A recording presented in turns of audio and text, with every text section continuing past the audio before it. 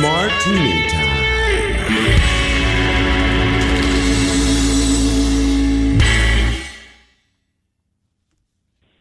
Hello?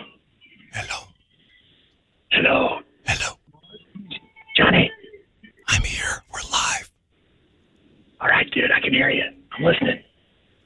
Yeah. How you doing? What's your name? This is Alan in Jacksonville. Hello? Jacksonville, Florida. Illinois. Oh. How you doing? Not as much fun. How you doing, Al? I'm good, man. I wanted to promote my podcast. Sure, go ahead. Can I? Yeah, go on, man. Go on, do it. All right. Quiet. My wife. Hey, Buzz is sleeping. Shh. Buzz is sleeping. I told him I wouldn't wake him up. Just quiet. Go on. I forgot it's Saturday morning. I forgot. Yes, he sleeps until 11:30. Yeah. Okay, go on. All right, wife and I. Just a second. Hey, Mac. What? Jimmy Mac? Yes. Can you see if Buzz's iron lung has been oiled? Because I can't seem to roust him. What, I thought you were supposed to oil it last night. I can't get out. I can't leave the house. Oh, we're screwed. The power. Okay, just a second. Jacksonville, go ahead, please. All right. We created a new podcast after being locked up in the house for 6 months. We had to do something to entertain ourselves. Mm-hmm. My wife and I are doing a rewatch podcast of WKRP in Cincinnati. Oh, nice. Going through, watching each episode, doing a lot of trivia, jokes, fun, just background information. So we need listeners, though. We're having a ton of fun putting it together, but we need people to listen to it. Well, tell me about it. It's a tough deal to put. I'm sorry. Tell me about it. It's a tough deal to put it together. You got all the listeners, though. I was hoping a few of them might dial us up for an hour. Okay, go ahead. Tell us. You're still the one, though. So tell us where to find you, and we'll help you. I'll be glad to help anybody out. Go ahead. Okay, all the major podcast apps, WKRP Cast. Got it. And to tell you what I'm going to do, because I'm such a fan of people out there just trying to make it happen in this crazy world, I'm going to give you something. This is my parting gift to you. You ready? Yes. Baby, if you've ever wondered whatever became of me, I'm living on the air in Cincinnati,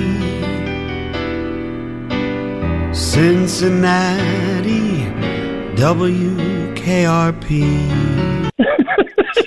Have a good day, man. Oh, thank you. All right, brother. Hey, man, thanks a lot. Wait a minute. If you're just introduce this show, we got to start this show. Go ahead and introduce it. Whoever you are. Ladies and gentlemen, the one, the only, the inimitable, the incredible, Mr. Jonathan Brandmeier and the Shit Show. That was awesome. Let's go. Shit show. I said shit show. Let's go. Shit show. I said shit show. 8335JB show. Let's go. Okay, let's go. 8335JB show. Let's go. Let's go. The quarantine is my lifestyle. I experience almost no inconvenience. Think about it. Shit show. I said shit show. Think about it. Shit show. I said shit show. Think about it. 8335JB show. Let's go. Yeah, I'd go back to doing some radio and quit fucking around with each other. Think about it. You think about it. I don't know who that guy was, but I liked him. He was very nice. He just, once again, dialed the live number because we're live. I can't tell you enough. We're live. We're talking about something you got to comment on. You want to talk? Just call. No screener. We'll grab them when we can and put you up. 833-5JB show. 833-552-7469. What's up, Buzz Kilmer? Yeah. Well, that woke me up. Hey, was it too loud? Yeah, it was pretty loud, Johnny. Sorry about that. Starting with the guy, the WKRP guy. Yeah, dialed it up. I thought that would put you to sleep. I thought the WKRP thing would put you to sleep, but it didn't. It didn't. All right, man. I like that dude. People are just out there. But here's the thing. Everybody's got a podcast. My grandma's got a podcast, and she's dead. How's the cast doing? What time is that show on? Because I'd rather listen to your dead grandma than you. Thank you, Billy the Bed Bug. Good to have you with us. 8335 JB shows the line. And a lot of the emails about liquor. Johnny, Liquor, I don't even know her. See, that's a good one, Buzz. Shut up. Just keep feeding. keep feeding me. Oh, man. Okay. From Philip D. Bala. Sent me a T-shirt, but a lot of people send me this T-shirt. Liquor noun. This is the T-shirts, what's on the T-shirt's front. Liquor. There's a martini glass. The glue holding the 2020 shit show together. Okay?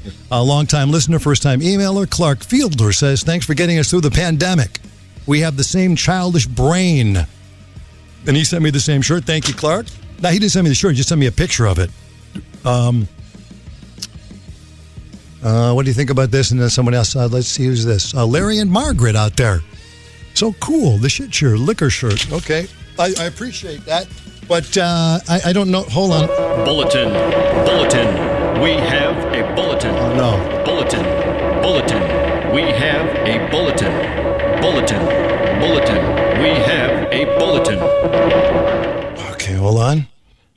In just a moment, Dr. Anthony Fauci, who's standing by live, he'll join us in the Situation Room. We'll discuss all the late-breaking coronavirus developments, and I'll ask him about his warning to Americans to hunker down for the fall and winter, as well as his forecast that life here in the United States might not return to normal until the end of next year. I'm sorry, what did you say? No! That's what he just said. I just heard him say that. That was Wolf Blitzer. I heard him say what he said. Dr. Fauci said the same. What did... Yes, that's what he just said. No, I'm not waiting till 2021. That's not going to happen. Wait a minute. Maybe I misunderstood. In just a moment, Dr. Anthony Fauci, who's standing by live, he'll join us in the Situation Room.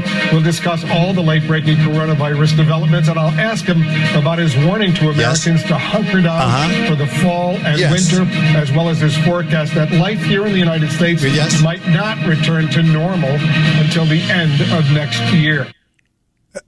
It's right now, it's September 12th as we record this live. September 12th, 2020. Buzz, do you have a calendar? Let me see what that means. To the end of next year. Next year. What does that mean exactly? To the end of... does that mean... Yeah, that's what it means, Johnny.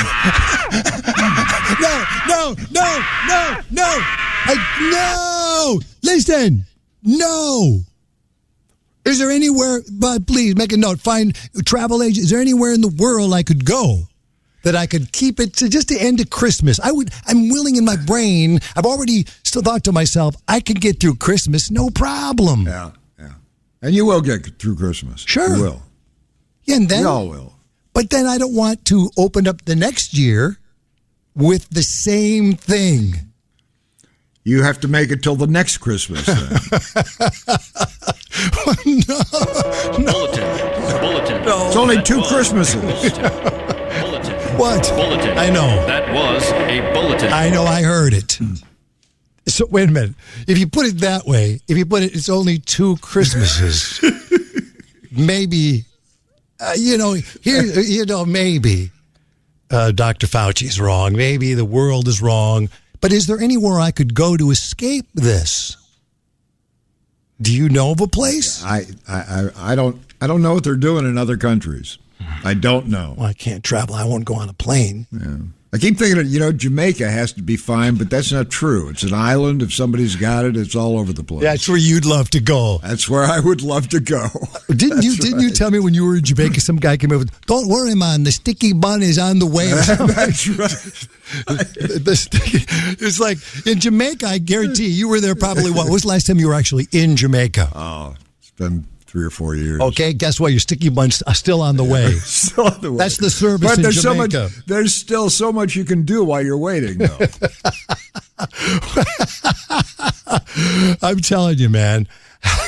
The Jamaican, I guess, where did I can't remember exactly where I stayed in Jamaica, but I swear to God, I ordered a martini. And I swear to God, the guy's still shaking it. No worries, man. Yeah. Everything will be all right. It'll be all right. Yeah, man. Don't fret me, brother. Sticky bun come soon. Yeah. Yeah. Wicked coffee, Mr. Jim.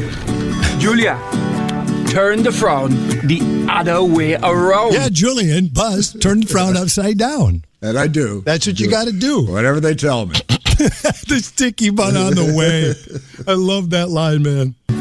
Hey, Dave, you're from Minnesota, right? Yes, the land of 10,000 lakes. The Gopher State. You know what this room needs? A smile. Who wanna come with I? Don't be no cloud on a sunny day. Sir? Respect, bossman. That's right. Respect the buzz man. The Jamaicans, even when they're from Minnesota. Sound like that. Hey, you know what, though? Maybe Fauci, maybe he doesn't know what he's talking about. We don't know. And since the day we first heard from Fauci, that gravelly voiced McDreamy hunk, we've been wiping down groceries and hoarding the Charmin, pretty much constantly drunk. Yeah. You say it's 5 o'clock somewhere Right now. on a 9 a.m. morning Zoom call. I'm the only bright spot in this god-awful year. That's right. Alcohol. That's right. Thank you, Brad Paisley. That's right. That's right. Come on, give me that booze, you little pumpkin pie haircutted freak. Come on. All you gotta do is put a drink in my hand. Yeah. Come on now. When you drive me home, take the long way around. You be my lowest lane, I'll be your Superman. All you gotta do is put a drink in my hand. Yeah. Brandmeyer Showcast, the Brandmeyer broadcast system, unfiltered and free. I think what's happening when you hear an announcement like that, I got to be honest with you. I'm walking past the television and I hear Will Blitzer going to break in with this, that there's, it's going to go into 2021, this shitstorm we're in. And you start thinking about like, whoa, wait a minute. 'Cause I guess we're all like living in some kind of fantasy. We think it's just going to be over. It's not going to be over. I thought it was over. I didn't even notice. Nothing is over till they decide it is. And we don't even know who they are. Yeah, that's right. You didn't notice it because you go to one restaurant. I like restaurants. I don't go to any restaurant. I haven't been into a restaurant in like forever. You need to do it. I mean, you need to do it because that's what's normal, sitting at a restaurant having dinner. Is it? Okay, hold on a minute. I got a voicemail from my brother Joey over the weekend. Listen to this voicemail and tell me if you think this is a good time, okay? It's perfect because this is what he said. So Joey and his lovely bride, Joan, are driving around. What they've been doing, because they've been cooped up, is they just get in the car and start driving somewhere, to get out of the house and do something different. So this is Joey leaving me a voicemail. Hey, Johnny, it's Joey and Joan. Hello. We're in the car in Duluth. That would be Duluth, Minnesota, on Lake Superior. We're just playing for the day, and we thought, hey, let's just try to grab something to eat. We hate going to restaurants, blah blah blah. So we go to this restaurant. It's like going into a war zone. It's like everybody's behind plastics. The lady asked us about, hey, do either of you have COVID symptoms? It's like, yes, I do. Yeah, we do. That's why we're coming here, because we want to spread them. I just want some chips and some nachos. And then she goes, you have to wear your mask even in between when you're not chewing and eating. So it's like we would take a bite, put our mask on, take our mask off. It's like, oh, son of a bitch. No, we just kept the French fry in our mouth at all times. So we literally never left a piece of food out of our hands because we had to be actively chewing in order to leave. So every time a waiter or waitress would walk by, we'd start chewing on something. What the hell? And then when we left, I had to get a stupid gluten-free blueberry muffin because this place was great, by the way.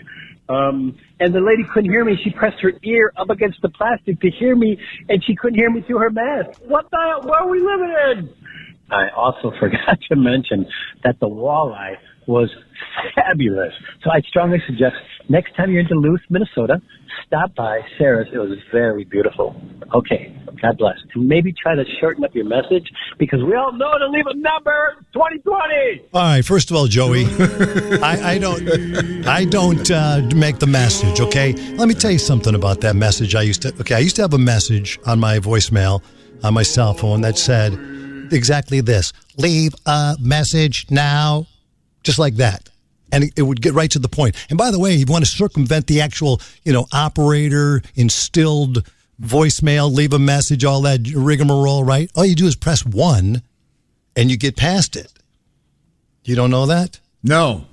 Yeah. And that's a valuable tip because that drives me nuts. The minute you call somebody, all you have to do is push 1 and it'll go right to leave the beep and you can leave a message. That's it. But I used to have that one, leave a message now, and many people thought it was stupid, including Larry Lujak, the great Larry Lujak, the legend himself, Larry Lujak. Listen to this. That message thing is so childish and immature. Grow up, will you? He would leave a message to tell me my message sucks. That message thing is so childish and immature. Grow up, will you? Hey, Larry. And then he would go on about whatever it is he was calling about. Great Larry Lujak, now passed away. So there's Joey talking about going to dinner. Now, when he left that message, I was thinking to myself, I'm going to go to dinner. Now, I know these restaurants, they say 60% of the restaurants out there may not be open again, ever. I know. Ever.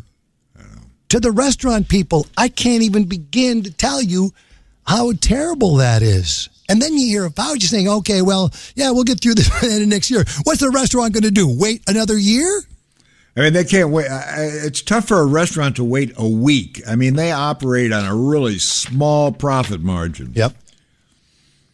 I mean, I don't know how it's going to, I don't get it. And I mean, it's just, think of all the, I mean, I don't like to think like this, but you can't help but think all the restaurants in this town, because this is an eating restaurant town. I mean, this is it. Yeah, man. And it's going to be wiped out, and we're going to be sitting here, we're going to be meeting at McDonald's or something. Well, I'm in the suburbs, and I'm just dying just to go into the city, then then I'm thinking, oh, no, and now I'm reading where everybody's moving out of the city, and it's like, oh, what in the hell is going on?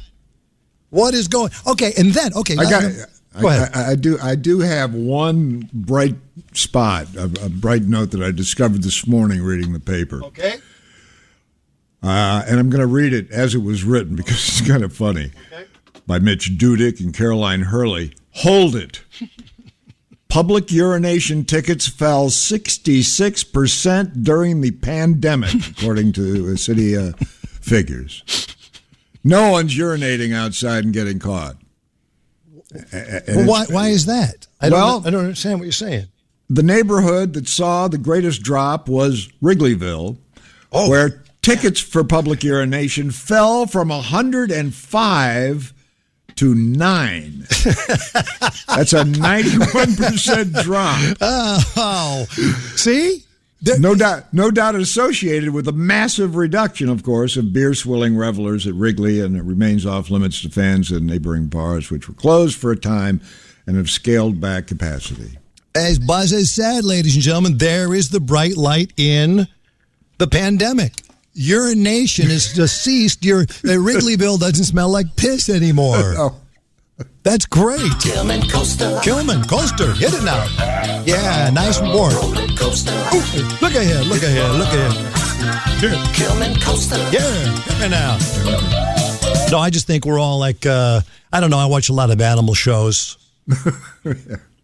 Actually, all the shows that I like are really weird. This is really, I just figured this out on Netflix or wherever I binge.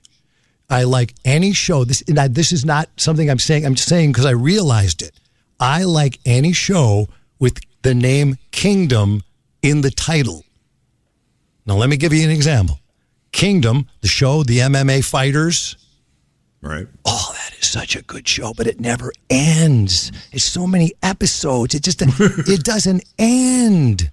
Kingdom is I love it. Was never into UFC, never into MMA. All right. I'm into it now, man. Why is that? It's so good. It looks like these guys are always working out, jabbing and jumping and throwing each other around. Every time I tune into it, I see two guys locked up on the mat, and then they're there for like half an hour. Maybe that's why I like it. All sweaty, no clothes on. Yeah, he's saying he gets a boner when he sees those guys laying around on the mat, Buzz. We know what I'm saying. That's what he was saying. I didn't say it. I have a boner, but you cannot see it because it is so small. Thank you, Billy. All right, now listen to me. Listen to me. So Kingdom, Buzz, a good reporter, would say, what are the other shows? Kingdom. Well, I'm trying to think. There's three shows. Okay, what are they? Kingdom. Yeah. Animal Kingdom, which is not about animals. It's about, you love the show too. What's her name? Ellen Barkin and her bad walk. Right. And the Surf Boys. And she's dead now. She's dead. But not in real life, Ellen Barkin is dead. No. She just looks dead. She's dead in that show, though. And I don't know that I really want to watch it without her. We'll see, because I will watch it. Right. And the third? There's Kingdom, about the MMA. There is Animal Kingdom, about the surfers and the criminal family led by Ellen Barkin, who's now dead. And The Last Kingdom. I'm Uhtred, son of Uhtred. It's a knight's sort of a thing. I'm Uhtred, son of Uhtred. Destiny is my only adventure, whatever he says something at the beginning of every show. It's like Game of Thrones, only not, it's expensive. Do you know what I mean? To do. Yeah. But it's a time piece, a time period piece. Oh, yeah, I love it. I love night movies. Guys fighting. I'm not inclined to watch that stuff. Where could I see MMA around? Well, nobody's fighting in closed spaces anymore, are they? Because you got to really get up in a guy's grill. This isn't the NFL. You got to get up on a guy's grill. These guys are literally having sex on the mat with a lot of pain involved. You can't have MMA fighting, can you? I think you do, though. They're doing it. I mean, you get two guys, test them. They don't. Nobody has a symptom. Okay, get in there and roll around. All right, ref. You guys ready to fight? I'm Buzz Gup. All right, get in there and roll around. Thanks a lot. I don't know why. It's just an intriguing world, and I think to myself, well, I want to do that, and I guarantee you, if I would do it, I would be an MMA fighter. I think I have the guts for it. I think I could get myself into shape, like really, really killer shape to do it. However, I would ask the ref, does he have to hit me in the face? If he didn't have to hit me in the face, I could probably roll around because I was a wrestler. And so to me, maybe. I didn't know you were a wrestler. Oh, yeah, I was the worst wrestler in history. I was a wrestler. You want to wrestle when I see you again?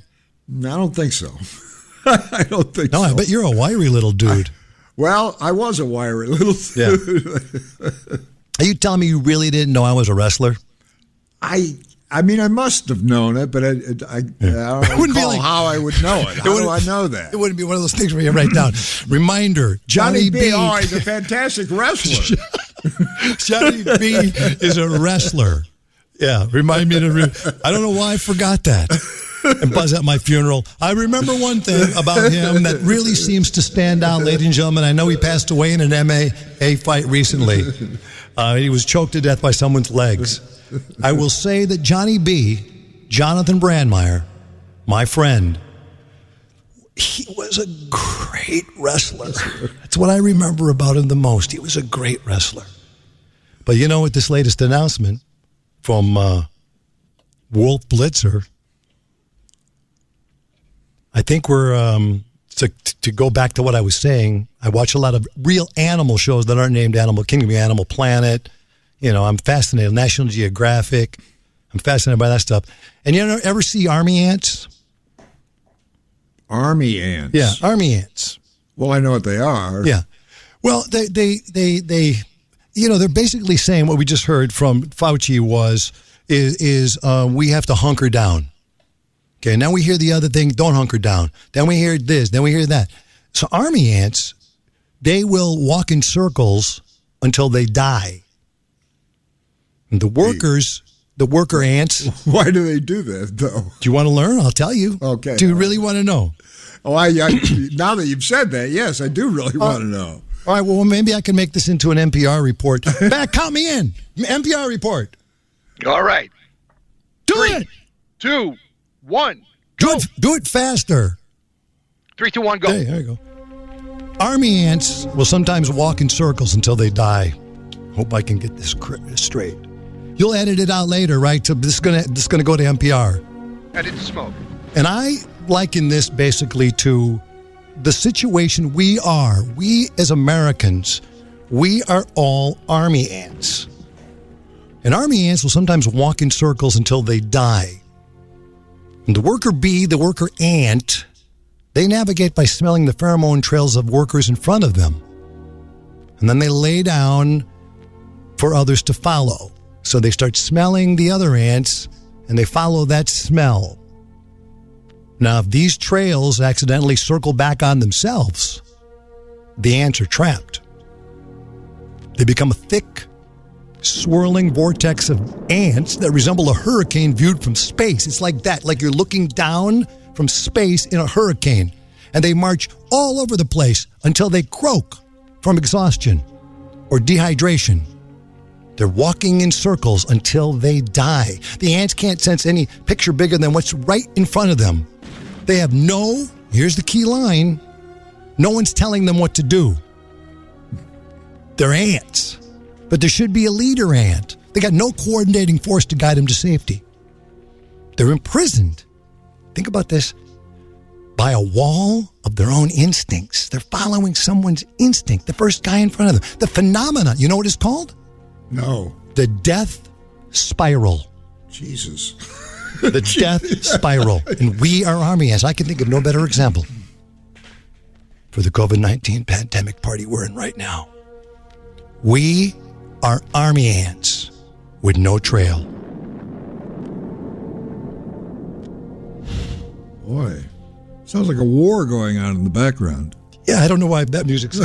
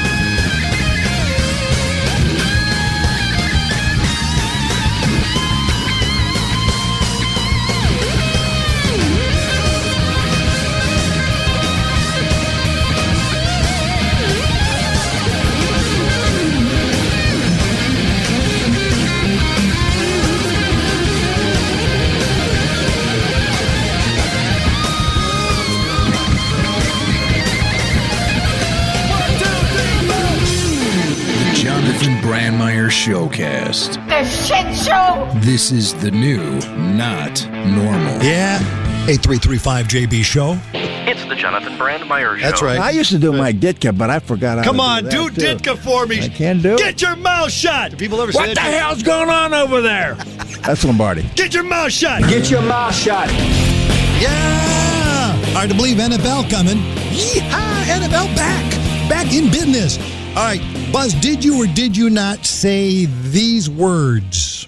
Boneless. Don't wings come with bones? Don't they have bones in them? We're talking about boneless chicken, and you said these words. Boneless. Don't wings come with bones? Don't they have bones in them? You questioned why we have boneless chicken wings when there are no bone. Well, what was your problem? My problem was I don't know how you debone a wing and still have something to eat. Yeah. I don't know why do they call them boneless chicken wings? And I didn't know that boneless chicken wings existed. Yep. I thought it was a joke. Yep. And I had just posted a cartoon on Facebook of But the Boneless Chicken Ranch, and it was the cartoon was a nice little ranch arrangement with a bunch of chickens just lying apparently dead all over the place because they have no bones. That's right. Because there's no such thing. And there's only one man I know who agrees with you more, and that is the man we're going to speak to now, dialing for news. And are you in Lincoln, Nebraska, Anders? Yes, I am. Lincoln, Nebraska. Lincoln, Nebraska, you, sir, have done such a great service for this world, believe it or not. Man is called, he says we're living a lie. Man calls for boneless chicken wings to be renamed during a city council meeting. Ander Christensen, that's you, Lincoln, Nebraska. Yeah. Sometimes you say you need to stand up for what you believe in. This is Anders at the city council meeting. Talking to wait a second. Did you hear that? I did. Oh man, a light just fell down. And I think I just busted my camera. Yikes. Hold on. Why do you have a camera? Yeah, no, it's for Zoom if we do Zoom. Oh, right. Yeah, no, I'm looking at myself. Oh, look at this. Look awesome. Doing selfies. Yeah. Ooh, look at me, Johnny B. What's going on, man? Yeah. Anders, I'm sorry you're involved in this, but listen to me. You went in front of a city council meeting, and did they know what you were going to talk about? When you go to the Lincoln, Nebraska City Council, did they know what you're going to say?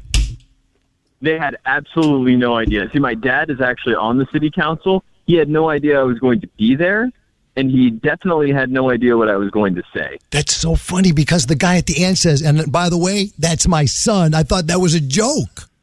No, that's actually my dad. I walked in, and he just looked at me and rolled his eyes. He knew something weird was going to happen. He just didn't know what. Yeah, and I got to tell you, there's people behind you watching this. If you see it, just go Boneless Chicken Man on. You'll see him. But we were living a lie for too long. You walk into this meeting, no one knows what you're going to say, and this is just the gist of it. My name is Ander Christensen. I live at 1212 Twin Ridge Road.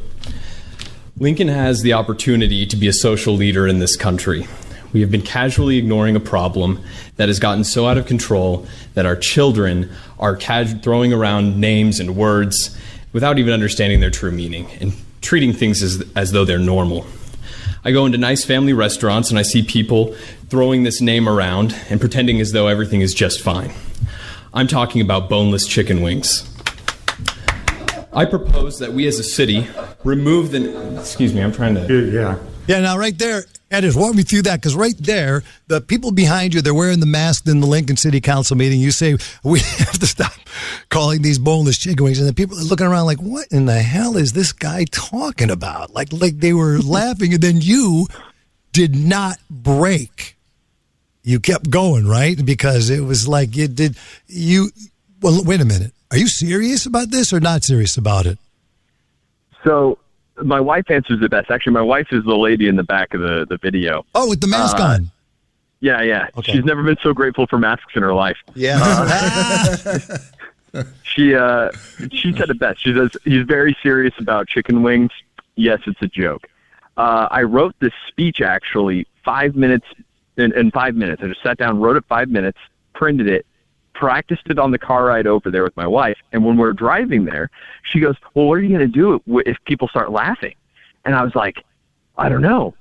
I think I'm just going to be serious. Yeah. I think I'm just going to tell people to stop and that I'm trying to and I was kind of hoping that the person who would, somebody would interrupt me with somebody who spoke earlier so I could be like, hey man, I didn't do this while you were up here. No, I think you did it right because, it's weird because with all the horrible stuff going on in the world, here's a guy standing up talking about chicken wings. Excuse me. Come on. I propose that we as a city remove the name boneless wings from our menus and from our hearts. These are our reasons why. Number one, nothing about boneless chicken wings actually come from the wing of a chicken. Correct.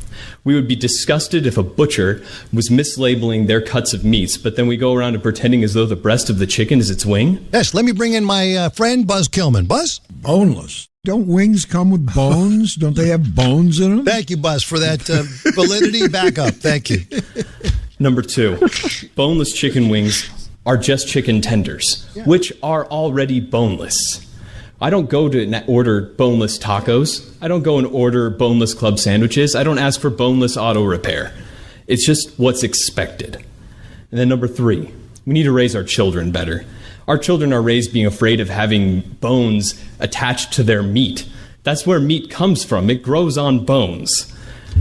We need to teach them that the wing of a chicken is from a chicken, and it's delicious. Yeah, there you go.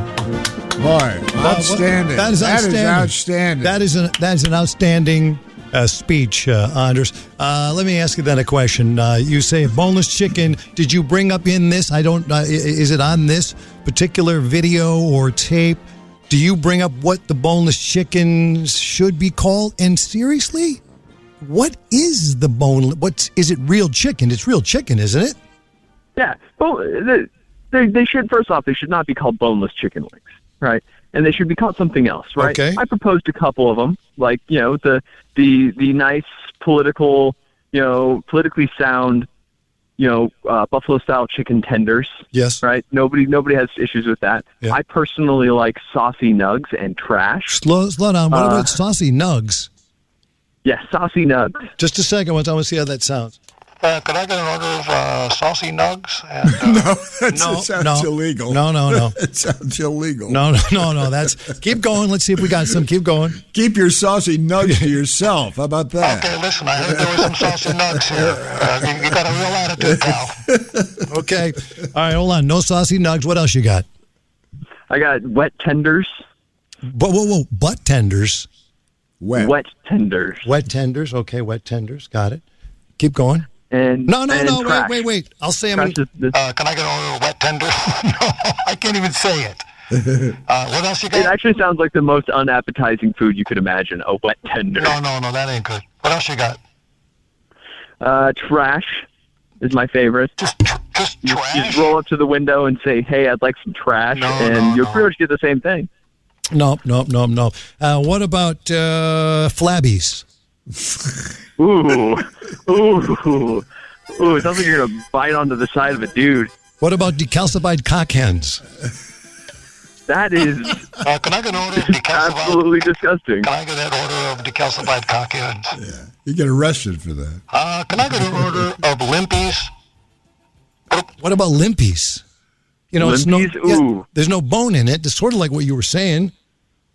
Right, a limpy would make sense, right? There's no rigidity to it. There's no structure. Yeah, all right. Can I get an order of droopers? Droopers. Oh, man, that would be a little bit... I'm not a huge fan of droopers. Sag bags? Yeah, exactly, sad. So it's like a sad meal. Kids wouldn't buy them. Can I get a flaccido no bone? See what I mean? Flaccido, flaccid? No? Yeah. Yeah, it's good. It's good. Do you like deboners? Ooh, that sounds terrible. And also it implies that there's some bone. Deboners. There's no... Oh, deboners. Yeah, okay, no, that... There's no sounds bone. like an anti-Viagra. Yeah, okay, deboners not work. So what did you think would be solved? Because people know when you order boneless chicken, they're going to get something... I personally do not like the bone in the chicken, so I don't know what the... Buzz, what was your problem with it? I can't figure that one out. My problem is that I thought, and I'm embarrassed to admit this, I thought that somebody had actually figured a way to get the meat off the bone before you eat it. Yeah, is that a fact, Anders? No, that's not a fact, right? That's not how it goes. No. But that's the impression you. But let me have some boneless chicken wings. I mean, I would expect chicken wings without bones. So when you left the Lincoln, Nebraska City Council meeting, how did this thing end? Hold on one second. I propose that we rename boneless wings in the city of Lincoln. We can call them buffalo-style chicken tenders. We can call them wet tenders. Yeah. We can call them saucy nugs or trash. No, we can't. We can take these steps and show the country that where we stand and that we understand that we've been living a lie for far too long. That's right. There he is, the man who says we have been living a lie for far too long. Why are we lying to the American public in these fast food restaurants where you get boneless chicken wing? Anders, your dad must be very, very proud. Let me hear the end of this where he just goes, "That's my dad." Hold on one second.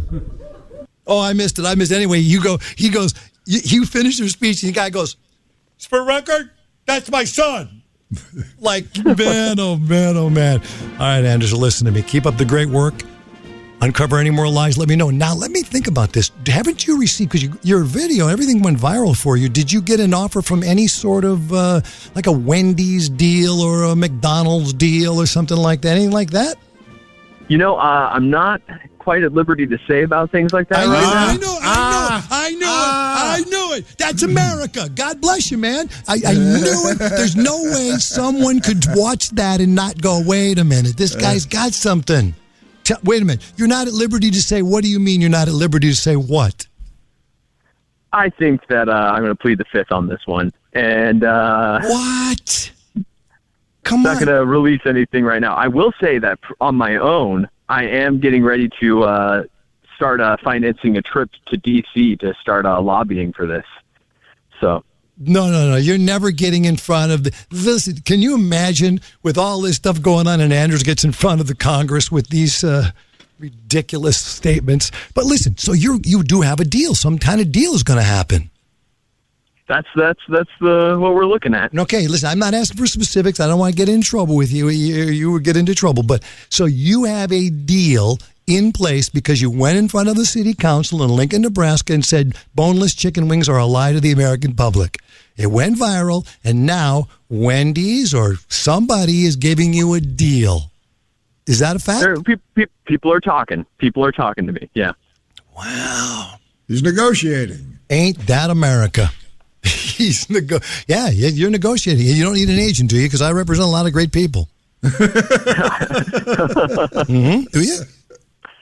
I think I'm good for now. Thank you. Are you going to? But listen, if you use any of the names I gave you, like Limpies or decalcified cock hens, I will sue you. Oh, that sounds good. Don't worry. I don't imagine those dropping from my mouth anytime soon. Anders, I don't imagine those dropping from my mouth anytime soon. Anders, thanks a lot, man. Good luck to you. I can't wait to read about your new deal. All right. I can't wait to read about it either. Yes, he's got one. I knew. That's what I do. I look at something like that and I go, what makes these YouTube videos click? Why do people like them?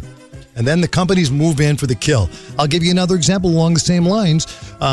There was a lady who put on TikTok. I keep dropping everything here. Hold on a minute. Sounds like people are throwing things. It does, right? Usually that would be the case. I would be the one doing the throwing, though. Okay, so there was a lady who on TikTok put a picture of an employee. She pulled into the drive-thru at Wendy's, and she thought the guy sounded like a robot, thought he was fake. Now, this guy, I guarantee you, is going to get a deal. So anyway, she posted this, and she writes on Instagram, I wish I would have recorded the whole thing, but this is all I've got. Can I get honey mustard and barbecue, please? Honey mustard, barbecue. What would you like for the drink? Do you all have the Coke Freestyle machine? Yes, we do.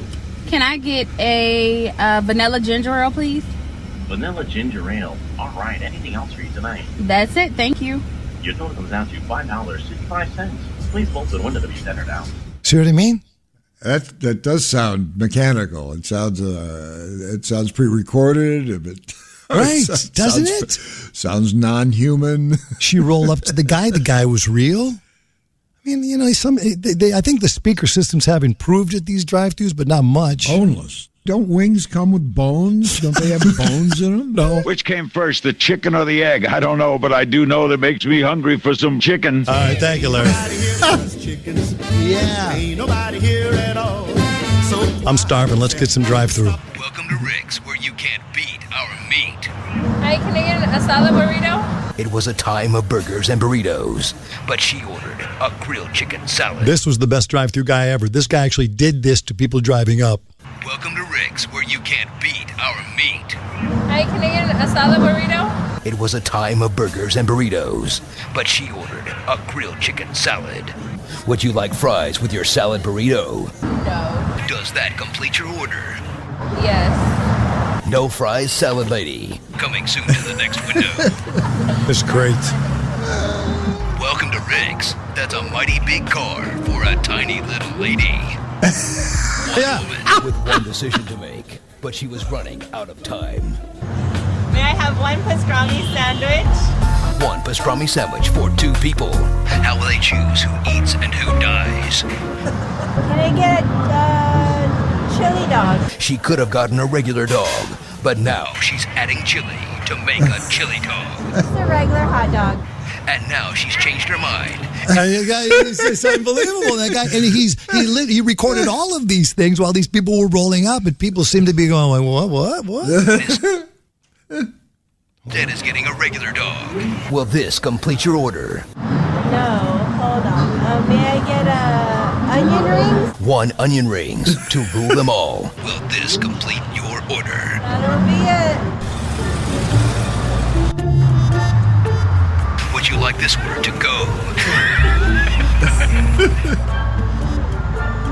I get the Rick Superbike? He drove past the drive-thru, but he decided to give it one more try and went back again. Double Driver, the movie. Will that complete your order, or will you change your mind? No, that's it. Thank you for coming. Be sure to drive through our drive-thru several more times. All right, I can't imagine someone putting through that. It's unbelievable. Our voicemail to the Loon line is 833 Loon line LOON line LOON line Loon line. I'm your chicken telling joke man. What's the difference between bird flu and swine flu? If you have bird flu, you need tweetment.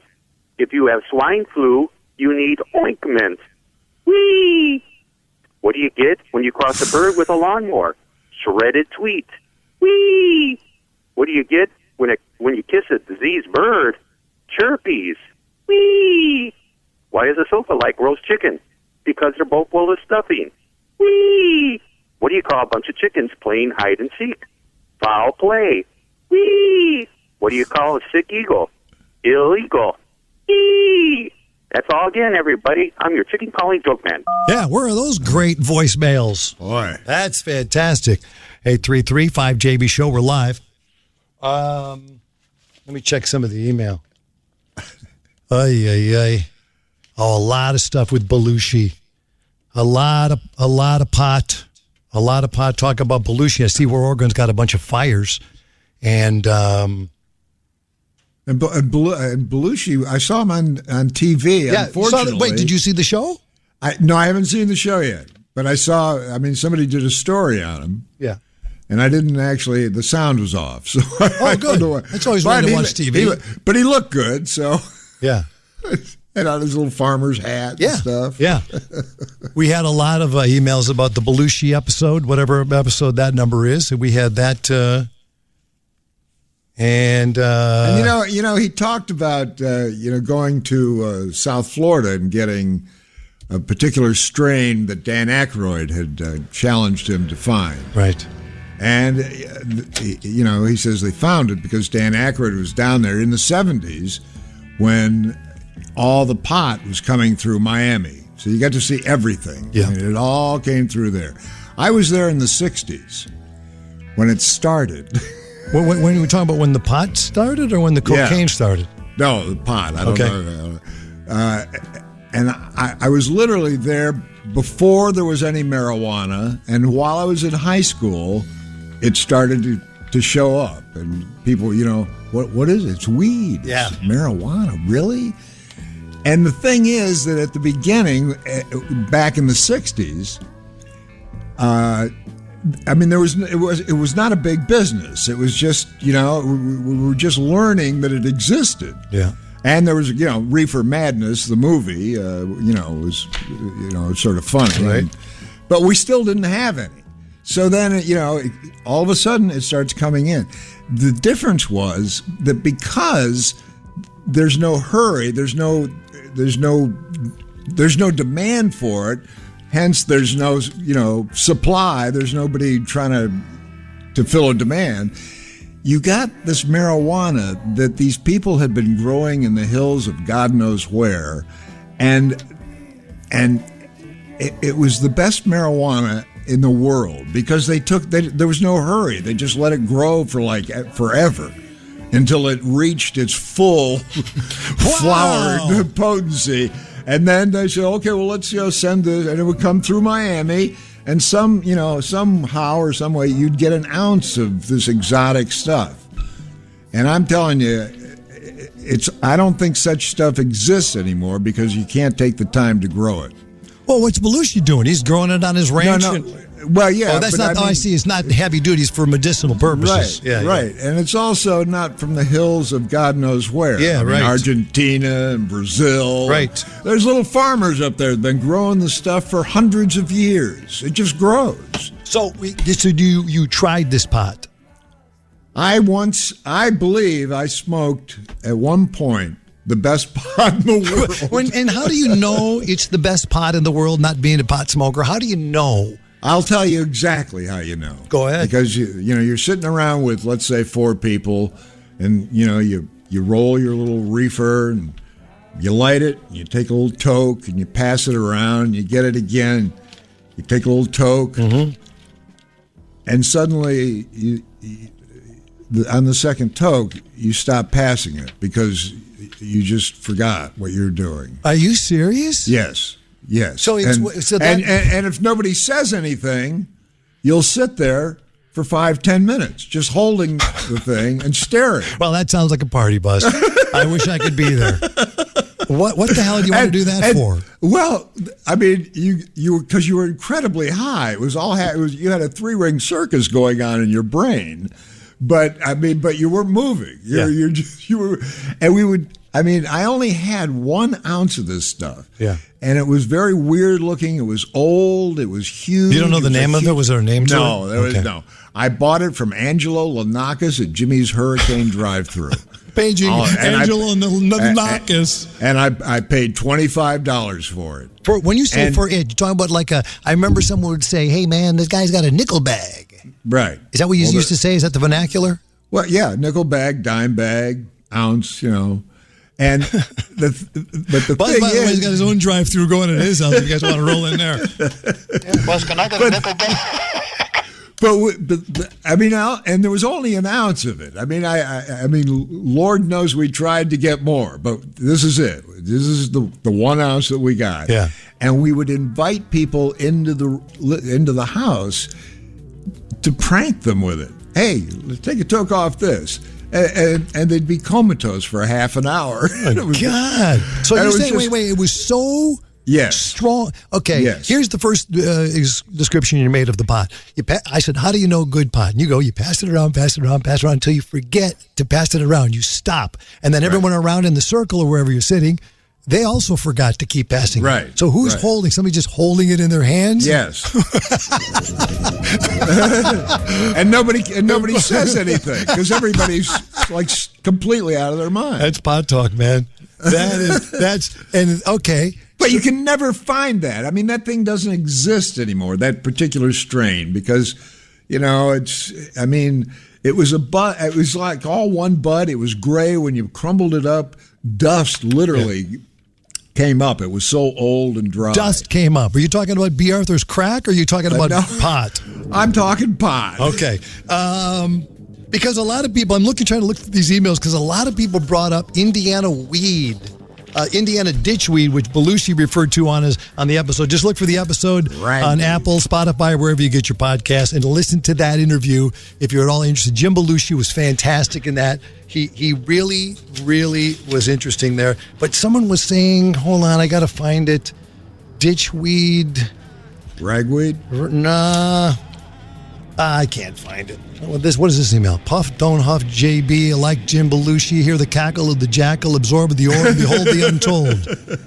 It's a blissful bounce to every step, listening to you in the cloud herds. Float footloose, fire it up, and get Kevin Bacon on the show. You're 6 degrees of separation away from fun. Check out the bedside manor I'm in. I'm neck deep in the greenhouse. Tell Belushi to hide his fires from shifting eyes of the barnyard beasts. Wrap your lips around Mother Nature's goodness. Spark the dew. Breathe in the bodaciousness of the universe. Okay, that's my dark side of the moon alarm clock. Okay. I mean, hold on a minute. Anyway, these people you people out there were writing about Indiana ditchweed that you got out there. Pot talk. A lot of people like Belushi. This guy says, Fred Gonzalez says, when I got the promo email in my inbox, that's right, you got to sign up. We'll tell you when we're live, when we're not, what to do. Just brandmeyershow@gmail.com. All you do is sign up. We're not going to bug you. Sign up, and we'll send you that stuff in your email so you know what we're doing. Johnny, when I got the promo mail that said Jim Belushi talks about his Pod Farm episode, I thought, oh, man, this is going to suck. But man, was I wrong. I was so enthralled by Jimmy Belushi's passion. I love this segment so much, Johnny. I'm like, I'm not a pot guy, he says. I've never had even one puff of pot, but I've avoided all illegal drugs my whole life. But when the world opens up and you do a show with Jim in Oregon, I am totally down to having some cherry pie pot with you, JB. I promised him I would try his grain or strain called cherry pie. He said it's the marriage pot. And it just makes you I don't know, what? Please consider bringing me along for the ride in Oregon. By the way, you're the best thing about the pandemic. I was an instant fan. There's a mixed message. Thank you very much, everybody, for that. Thank you very much. Ditchweed. Freddie Gonzalez. Yeah, I'll join you, buddy. This guy says, I got to meet Jim Belushi at the greenhouse opening in Skokie, Illinois. His greenhouse, he brought his strain with the Blues Brothers masks and everything. I wanted Jim to know how much his story meant to me. I, too, am struggling with pain and screaming inside. I just received my medical card, and cannabis has changed my life. After a long rehab and lots of pain medication, I was able to return to work as a firefighter. However, since I was in pain, I was also trying to self-medicate for the next few years, but since I wasn't an alcoholic and I wasn't a drug addict, I decided I was going to smoke pot.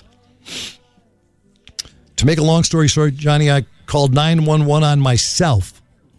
Eventually, the fire department found out about it and lost my job, pension, and career as a firefighter and a paramedic. Since then, I've been depressed and in pain, just moving on with my life. I was overweight. I was watching 10 hours of Netflix a day. Then in January 2020, recreational marijuana became legal in the state of Illinois. And for the first time in my life, I made the conscious decision to become a full-time pothead. I just received my medical card this week, so I don't have any money to give to the state of Illinois or anyone else. I'm now taking marijuana 18 hours a day. I've lost 30 pounds in the past 6 months. I was never a morning person. I am now up every morning looking forward to the sunrise, waiting to take my dog for a walk. I'm running my small business. I'm a father to 3 incredible kids. I have a nice little home in the burbs. And for the first time in my life, everything is in balance and everything is good, no matter what life throws at us. Pot. That's all he's saying. Pot. And I'm not saying his name. Sounds like a nice guy, firefighter. He all because of pot. And because Belushi was saying the screaming. Let me hear Jim Belushi. Let me just talk to my own finger. Let me hear Jim Belushi.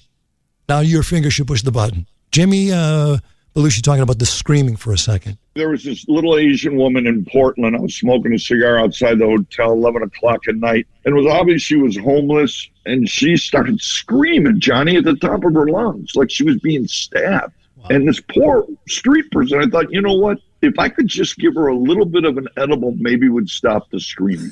I believe that all of us are screaming inside. We're all suffering from some kind of trauma, whether it's a loss of a sibling like me, an early loss of a parent, a divorce, a severe illness in the family, a loss of a big job. And I believe that we are all screaming inside. And the difference between you and me and this girl on the street, she lost her management skills. So we manage our screaming. How? We have a drink. We have 2 drinks. Yeah. We'll take a Xanax. We'll take an Ambien to go to sleep. Over-exercise. We'll gamble. All these things that help us manage our screaming. For me, the cannabis helps manage that scream in the most safe, generous, non-violent, non-toxic way. There's a generosity of spirit. There it is. That's the screaming he's talking about. And that guy went there and got his pot. And yes, ladies and gentlemen, I swear. Now, that's why when I heard the news about this, this stuff might not be over for whenever. I thought, when am I going to get out live? I just want to go out somewhere live and do a show. I think one of the first shows we have to do, we got to go to Oregon. We got to go to Jim Belushi's pot farm, and we got to do a show. I mean, we have to. I can't wait. And I said I would smoke the pot on camera to see what happens to me, and I'm really nervous about that. I have to tell you. Let's do it at the end of the show. Oh, yeah. I think he told Belushi that. I think he said, yeah. Jim, listen, I know JB way longer than you do, and you do not want to do that up front. But I guarantee the audience would. Oh, yeah. The audience would say do it up front. Right. They do it up front. 8335 JB Show. We are live September 12th. We are live right now, September 12th. Go ahead, please. Hello? Hey, John. It's Sherry in Las Vegas. Hey, Sherry. How you doing, girl? Do I know you? No, I'm just been a listener forever. No, but I want to say, wait, I want to say something, Sherry. What you've done is exactly right, because we don't know who's calling. So I love when you say your name and where you're calling from. That's fantastic. Thank you. You're welcome. I try to be good. Okay. The reason why I was calling is that your live show is cutting out. Okay. So I thought I would call the line. Yeah. And I can listen to the whole show while I'm sitting on the line. Now, wait a minute. See, it's cutting out probably because of your app. What are you using it on? Well, I used my phone, which is an Android, and then I tried my Apple product, my iPad, and it was still doing it. Yeah, we've heard this a couple of times. Right in the beginning when we were trying to get going, like at episode 1, oh man, that's how it became the shit show. That's how the show became. If you listen to episode 1, that's how it became shit show. Right. But we've heard it way less and less since then. So and sometimes it's usually the app you're using or something like that. I don't really know. I feel bad about it, but I don't know what to tell you, honestly. Well, that's okay. I've been listening on my phone, so it sounds great. Hi, Buzz, big fan. Hi, how you doing? That's Sherry. Hey, how are things in Vegas, Sherry? I was by just the way? going to say, how are things in Vegas? Let's say it together, Buzz. Hey, how are things in Vegas? How are they? Well, okay, so it was over 100 degrees forever since May, but this week it finally started hitting the 80s, so we're having a nice fall. Our casinos are pretty lonely. You can still go to them, but it's not as fun. You can't sit at a bar. There's very few people playing on the table, so you can still come, but it's not the same atmosphere. Yeah, see, this is the same thing I have with going out to restaurants. It's like, okay, I get it, but you got to take your mask on, mask off. There's some rules that I just can't even believe. And so to me, I don't know, man. And it's different rules for different places. I mean, I was out in the suburbs a couple of days ago, and there's places where, I mean, nobody's wearing a mask. Nobody's, right. I mean, it's like there's nothing wrong. Everybody, well, what do you, and then I get out, from the city and immediately put my mask on, and I'm the only one with a mask. Yeah. I don't know. It drives me nuts. They're wearing masks here, but some people don't, and then there's usually a fight that makes the news. So, same here. What are you doing? What do you do in Vegas, Sherry? I'm a nurse, and I'm fortunate enough to work at home. Oh. So wait. Sherry, how can you be a nurse and work at home? I don't get that. I'm serious. Well, the beginning of my career, I worked 13 years as a pediatric ICU nurse, and then when you burn out because it's hard on you and on your body physically, you become a corporate nurse. So I work for an insurance company.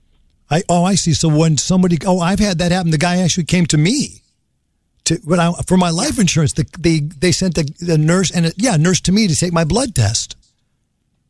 Right. Yeah. They do your physical and say yes or no. She said she was a nurse. I hope she was. One.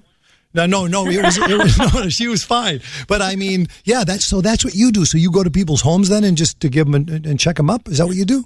No, I actually go to offices. I'm a HEDIS nurse. I look at medical records. So I go to the offices in the area. Once a year, we collect the records and look at them and make sure everybody's getting quality care. Cool. You like it? You like doing that? I do, and it allows me to stay home, which is great. Well, let me ask you this. Aren't you glad, Sherry, there in Las Vegas now, sitting there as a corporate nurse, you got to have some kind of empathy for what's going on. These other nurses are just getting pounded by this COVID stuff in these rooms, and they're going crazy. They're overloaded, and there's going to be a lot of bad stuff happening with these nurses. I know they're striking, they're mad, they're pissed off, And so you might be in the right place at the right time. Right. Absolutely right. Yeah. Yeah. I feel sorry for my sisters and a few brothers in nursing. Yeah. But, it's very, very hard on them and hard for their families. Yeah. You know, my mom was a head nurse at St. Agnes Hospital in Fond du Lac, Wisconsin. All right. Yeah, and she would come back. And so what she would do was my mom would, at breakfast table, she would say, Hanky would go, I saw a man in the emergency room yesterday, and he was drinking and driving. And guess what? He can't walk now. Okay, Mom. Yeah. Can you pass the Cheerios? All right, there she is. Sherry, thanks for calling. I'm sorry about your stream problem, but just have somebody check it because it can't be on our end. I don't think it is, but we will check it on our end. We will check it on our end. Thank you very much, thank Sherry. you. Have a great day. Keep up the good work. Hey, by the way, if we ever get to Vegas, come and see us. I got plenty of room here. So look at that, Buzz. We're going to Sherry's house to stay. I'm there. Oh, yeah. After we go to Belushi, we'll go to Oregon, then we'll come to Vegas to Sherry's house. Thanks, Sherry. 833-5JB Show. Hello? Hi, Johnny. This is Jen from Chicago. Hey, Jen. How you doing? Great. It's so great to have you guys. This is the best thing about the pandemic. But Buzz was talking before about sampling that stuff and how he knew it was the best kind. Yeah. And it just kind of, it sounded to me a little bit like that death spiral, the death spiral of the Army ants. That's exactly right. Thanks for paying attention. Thanks. But Johnny, you were sounding a little bit like Eddie Abler there. Like, what the hell did you want to do that for? When did I sound like Eddie? When Buzz was saying, the stuff gets you so high that you just stop passing the joint. Yeah, well, I feel a little bit like a grandpa. Well, you know what it is? It is really the Wisconsin in me that never comes out. It just blurts out at the weirdest times. But the Eddie is in me. There's no question about it. He's definitely in me, man.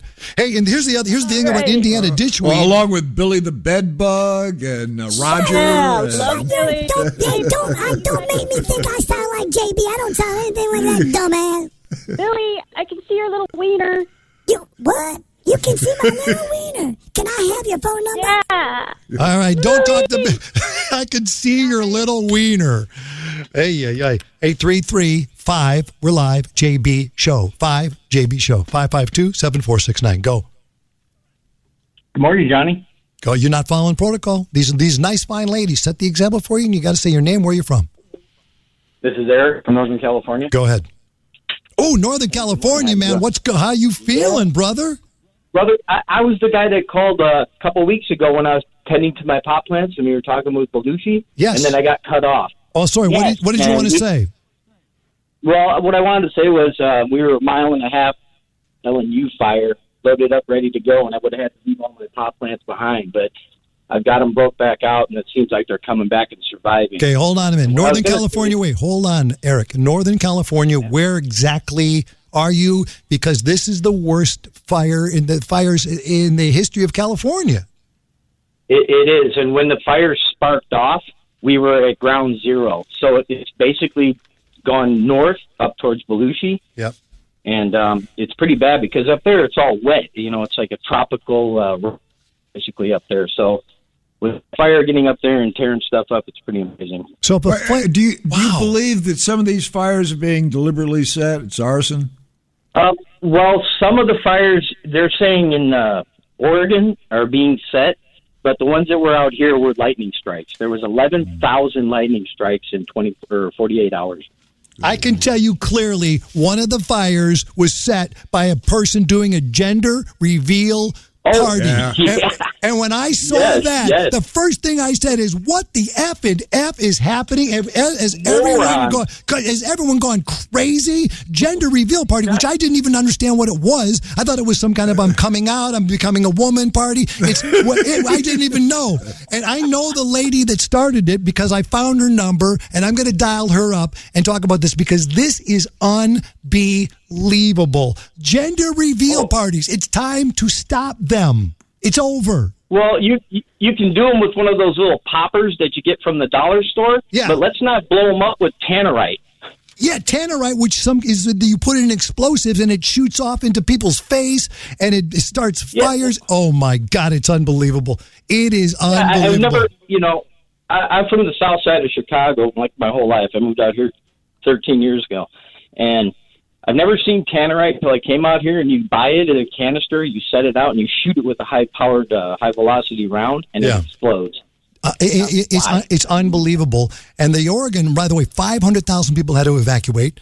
Small town of Oregon, more than 4,800 square miles, burned so far, more land, get this, burned than Rhode Island, Delaware, and Washington, D.C. combined. Absolutely. And here's the thing, Johnny, my wife is in abatement remediation, so she goes behind these fires and people who've lost their homes, and she cleans up the property for them and tries to help them rebuild. And for the last weekend, for the last 3 weekends, we've been going out helping people locate lost items, people who had the ashes of the mother-in-law. They got lost in the fire. We successfully were able to find those with the help of a cadaver dog. So. I can't even imagine it. I can't. Here's the thing. You know how they say ways that you would die? That would be, to me, no worse way to go than looking around being trapped in a fire. Right. No worse way to go. So I'm going to talk to that lady. I think we can find her again. Jenna, she's the one who started this in like 2008. She put it on a blog and she showed everybody, and everybody started kind of copying this on social media, as people in social media want to do. Oh, that's a good idea. Let's do that gender reveal party idea. She's literally saying it's time to stop this stupid thing. Hey, Eric, good luck to you there, man. They have bath bombs. Do the bath bomb. It's in water. You're good to go. Wait a minute. Wait. What's the bath? What is it? It's like what women get where they go to take a bath. It's like a little orb, and you throw it in the bathtub, and it foams up and changes color. Oh, that doesn't sound as much fun, but keep going. You said you want to say one more thing. I got to run along. One more thing. Go ahead. All right, one more thing that I was going to say. When you guys go up by Belushi, I can bring some of my stuff up for you guys, too, because I'm only about 4 hours from them. Okay, now, Eric, listen to me. As a non-pothead, I'm not going to smoke your stuff. I don't know what, because I'll be the guy, as Buzz said, in a circle, as she said, the death spiral, sitting there holding it. All right, Eric, thanks a lot, man. Why don't we take a break? We'll be right back. Yeah, all right, we'll be right flipping. back. No flipping. This is, let's go to the Love Dart Lounge. This is Bo Diddley. This is amazing. This is a flashback. This is Bo Diddley in the studio with us. In walks John Popper of Blues Traveler with his vest full of harps. Bo Diddley's there in the studio, and John Popper joins him to do this song live in the Love Dart Lounge. You got yourself a flashback. Instant flashback. Come on. Going back 40 years.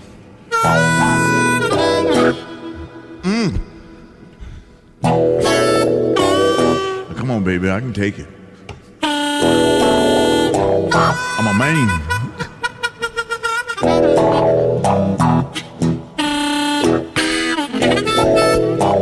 I can take it, baby, come on.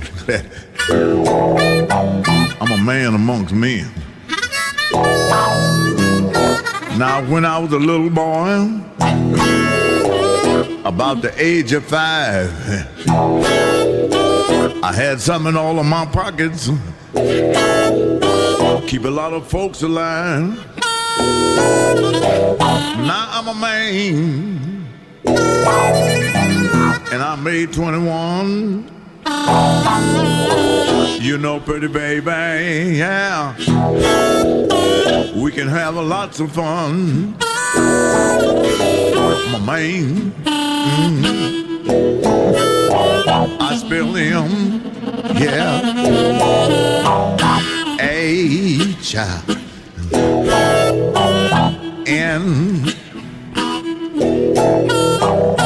Maine.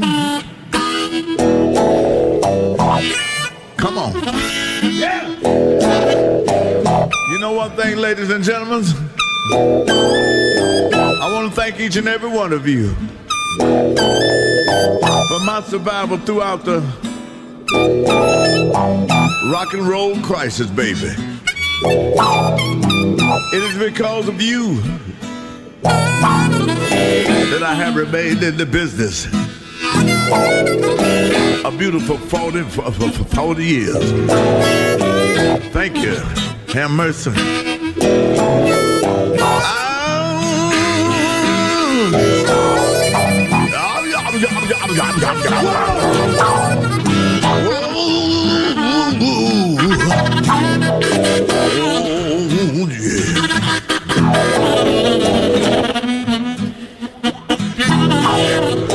I ain't wrapped too tight. I'm sick. Ooh, yeah.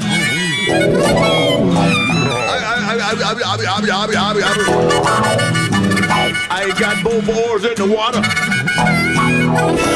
I went out the other night with the devil's daughter.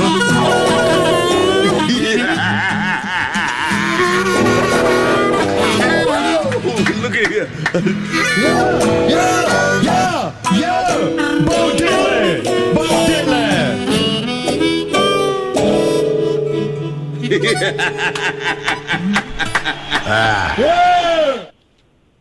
Well, I had the late. That's Bo Diddley, and in walks John Popper while he was playing. That is one weird. Where did that happen? At the Loop 3575, whatever our suite number was at the Hancock Building. Right. Yeah. That was an amazing day. That is amazing because you go like this. I remember them. I'm sitting there and Bo Diddley's talking, singing all that. He goes, John Popper's here. He wants to come in. I go, yeah, bring him in. John Popper walks in, boom. Now, that, of course, if you didn't get the historical, excitement about that is Bo Diddley, the great, the one and only, who led a lot of rock and rollers down the right path. And John Popper, great harp guy, great runaround, the blues traveler dude. If you heard it, just listening to it maybe, it would be like, wow, this is not going anywhere. But it's Bo Diddley, and my guest just hung up on me. Really? Well, I tell you, I remember that morning so well. Wait. You tell the story while I'm dialing. I'm going to see if I can dial it.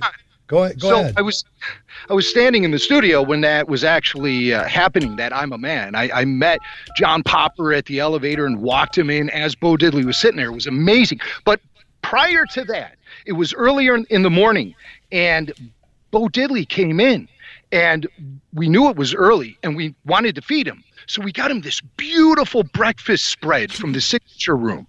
Pastries, fruits, juices, coffees. And I walked Bo up to it, and I showed it to him, and he looked at it. He scratched his beard. He looked at me, and he goes, "Where the fuck all the greasy shit?" Bo Diddley. Wow. That is a good one. I get Jimmy Mack for. Go ahead. $8 to the intern and send him off to Tempo to get an omelet and some sausages. Just for a second, because I want to just relish in that last sentence. I wish I could send someone off to get me something. Yeah, don't look upstairs.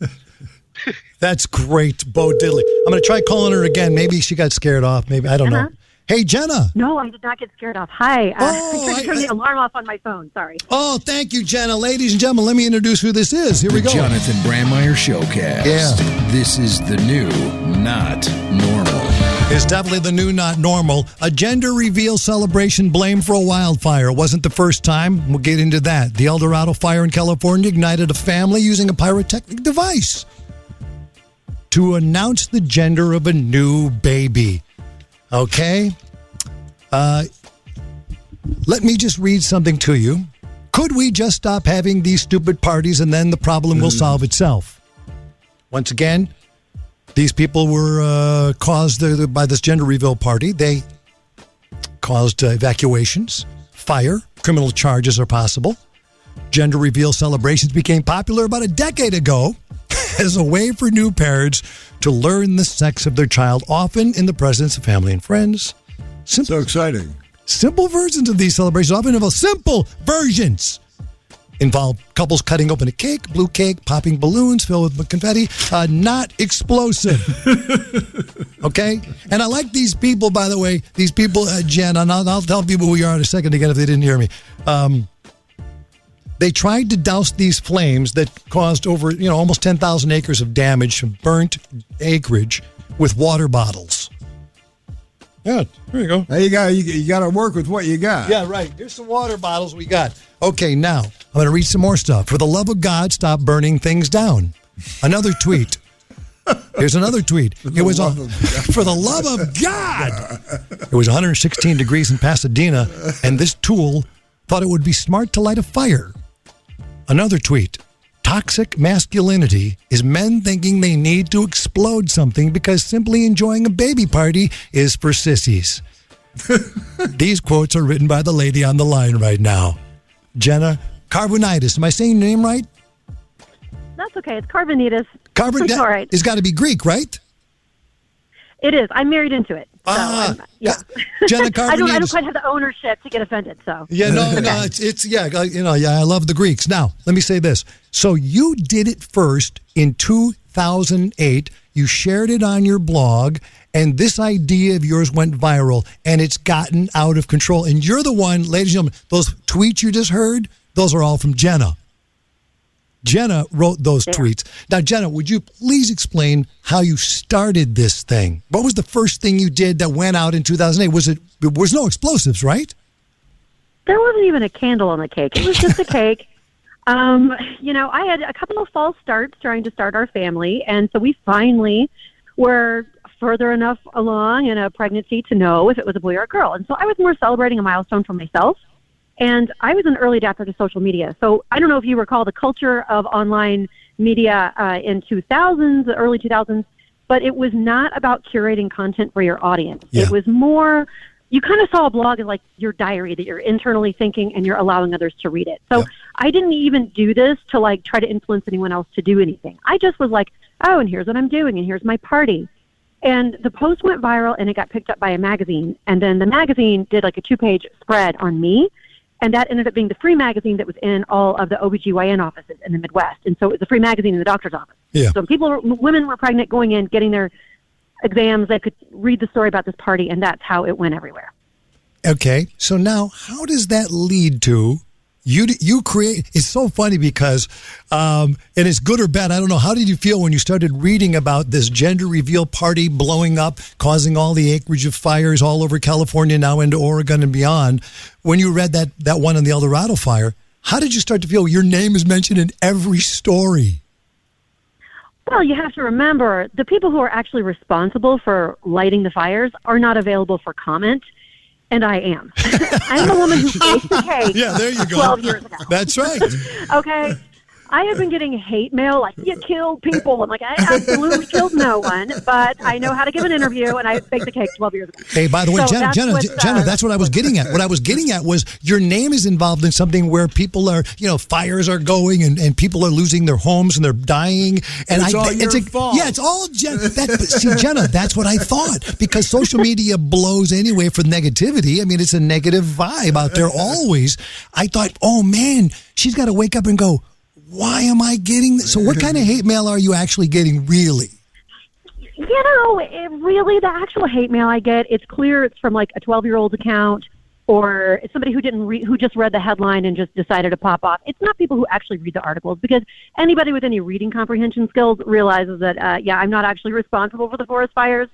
So it's actually fine. And the reason why I think that I've actually been amplified a lot is because there's actually a lot of support for what I'm saying.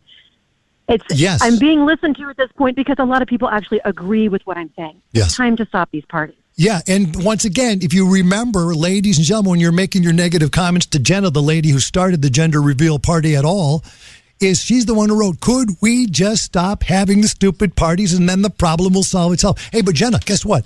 I swear to you, I didn't know anything about you, didn't know anything about this. The minute I saw that story, I went, what the effing F? This is the stupidest thing. I mean, and once again, the fire that we're talking about, the gender reveal, not the first example. An off-duty patrol agent fired a rifle at a target filled with colored powder and tannerite, as that guy was talking about earlier, an explosive substance, expecting to learn the gender of his kid. When placed with colorful packets of powder and shot at, tannerite fills the air with colorful residue for gender reveal parties, blue for boys, pink for girls. That sparked a fire. It consumed 45,000 acres, $8 million in damages, and 800 firefighters. So this dude could find out whether he had a boy or a girl. And that guy, Dennis Dickey, had to pay $8.1 million in restitution. That's good. He had that? He had to pay. How do you he sued for it. I'm sure he didn't pay it. So, and this isn't the first. That's not the first. So Absolutely. There's no shock now. We know. Okay, the first time I heard about the forest fire, I don't know, I think it was 2018, 2017. Oh my gosh, wow, what a shocking story. And now we've had plenty of warning. We know what happens. And also, it doesn't take a genius to know. You don't just walk out in this 116-degree heat and shoot something that's flammable. Yeah. You don't do that. Yeah, that's right. So, hottest California ever. No California. I'm sorry, I cut you off there. What were you saying at the end there? I just said there's no excuse absolutely whatsoever for still doing this. No, people don't get the message now. I mean, you got to be kidding me. And I just saw where YouTube are getting ripped. YouTubers are getting ripped for the biggest gender reveal at the world's tallest building in Dubai. They have 7.27 million YouTube subscribers, and they are going to light up the tallest building in the world. Okay, harmless, right? There's no explosives, at least, right? At least there's no explosives. But you know what? Isn't it time to just retire the gender reveal party in general? I don't know what you get out of it. What do you get out of it? Why did you do it? I mean, I don't know what you get out of it. I know exactly what they get out of it. Money. And here's the problem. Yeah. These social media platforms are incentivizing people to get more likes. Oh, the likes, the reach, and all of the bigger audience you can build on social media is a direct correlation to your financial opportunity, sponsorship opportunity. So they do these stunts not just because they want to feel a warm fuzzy in their heart that people like them. They do it for the money. Yeah. And this is something where there's no oversight to this.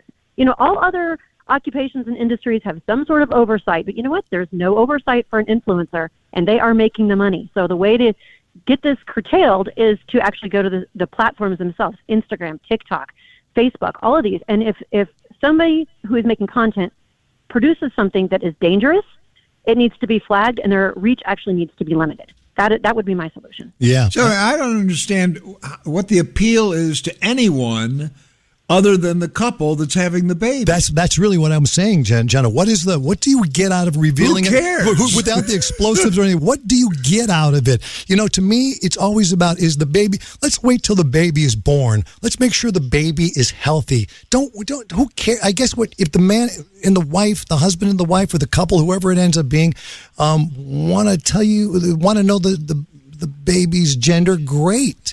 But I don't know why anyone else needs to know it. Why do you think that is? Forget the explosive part of it, Jenna. Why is that as a mother? Why is that? Why would anyone care about what you're going to have? I wouldn't. A boy or a girl. I don't care. Well, like girls are like boys. What are you going to have? I think the reason why is because it's the first detail you can really know about your child. You can't see their face. You can't know what color hair they have. You have no idea if they're going to look like mom or dad or how big they're going to be. But you can know this one detail. And so that is where we're attaching the humanity to the baby. It's not just, But that's the parents.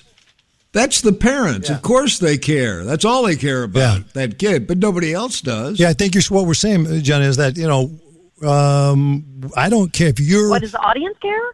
Spectacle, of course. Oh, look, something blew up. No. I agree. We are in 100,000% agreement. Stop these stupid gender parties with fire. That's ridiculous. It's the dumbest thing I've ever heard in my life. But I'm looking at the backside of it. It's like, why do we want to know someone else's baby's gender other than the mom and dad or the couple, whatever they are? To me, I don't get it. I don't understand it. Why is that? So they can help them buy gifts? I don't really get it. I'm being serious. I don't understand it, but I just think, knock it off. I have a theory. And you Please. may not like it, but here it is. Go ahead. Okay. In the past decade, definitely the last 5 years, there has been a growing visibility of trans and non-binary people. Yep. Now, you don't have to be trans or non-binary to be seeing this and understand the point of view. This portion of our population is much more visible. And there is a backlash against. There are people who dig their heels in and say, well, you're a boy or a girl. That's it. And you know what? That's their point of view. But I feel like the gender reveal crowd who is insistent on having these parties, who's taken it to the level of having the guns and the explosions, especially with the guns, because let's be honest about the political atmosphere right now, okay? Guns are on one side, all right? Right. And so is erasure of trans and non-binary people. same side. Yep. And I think it's actually political at this point. It is. It is. And no, you're right. That's hard to believe. No. Let me read something to you, because I think, Jenna, I think you're right on, and you knew this was going to happen, but I didn't think it would happen because of the explosions and the fires and all that stuff that's caused by the gender reveal parties that, once again, Jenna began. Started everything wrong. Jenna started everything. To me, Jenna started it all. Right. This headline says it's officially time to retire the gender reveal party, and now it's time to stop. So I thought, it's another one about you, Jenna, and the fire. Nope, just what you talked about. The gender one is assigned at birth is not necessarily the gender one identifies with. These parties celebrate a baby's gender as their primary identifying characteristic, and said baby, they go on to say, may find out years later that they were all wrong. But they still are bound to see the photos from a party that meant specifically to celebrate their gender, the very thing they are not. Time of the grand gender reveal is come and gone. Celebrate something else and leave your pyro at home. Absolutely. I agree with that. That's it. Yeah, there's no reason for them. I don't know who wrote it, but let's go for see. Hold on. Yeah, this was, I think this is a New York Times reporter, Jacob Lund. But I'll tell you, that's what I think. You started it. It was great. Yours was innocent, beautiful. And next thing you know, there's fires burning because people are shooting. Okay, here's another one. A crop dusting plane stalled and crashed near Turkey, Texas, September 2019. Dumped 350 gallons of pink water as part of a gender reveal celebration. A woman in Iowa. Oh, this one's really crazy. A woman in Iowa killed in an explosion. 56-year-old woman killed when she was struck by flying debris from a device that was supposed to shoot plumes of smoke at a gender reveal party in Knoxville, Iowa. A malfunction caused the device to operate more like a pipe bomb, sending projectiles flying more than 150 yards. I want to be sensitive to that one. I know that we're all mad about the forest fires. Trust me, I was actually displaced because of smoke. I live in the LA area with the fires.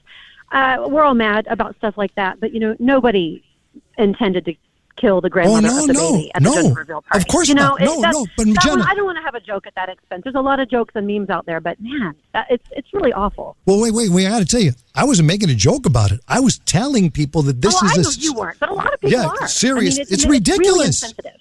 No, it's not. I mean, it's craziness.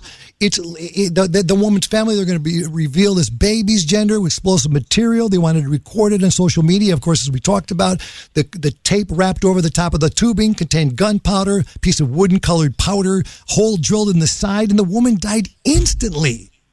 Hey, that's the good news. That's the good. You think about this. I think Jenna, you've done a great thing by saying, stop having the stupid parties. Problem solves itself. For the love of God, stop burning things down. I totally agree with you. I think anyone would agree with that. And you say you were also displaced by the fire. What happened to you? Where are you exactly, Jenna? So there are two fires burning at the same time. There's El Dorado fire and there's a Bobcat fire. Yeah. So I'm very near the Bobcat fire. So the smoke just got to be overwhelming. I woke up to the smell of smoke at 2:30 in the morning. I mean, the fire had been burning for a while, but it was getting obviously closer, and the wind changed, and my kids were getting sick, and we just up and left 2 days ago. So, we'll go back. I don't think my home was actually going to burn down.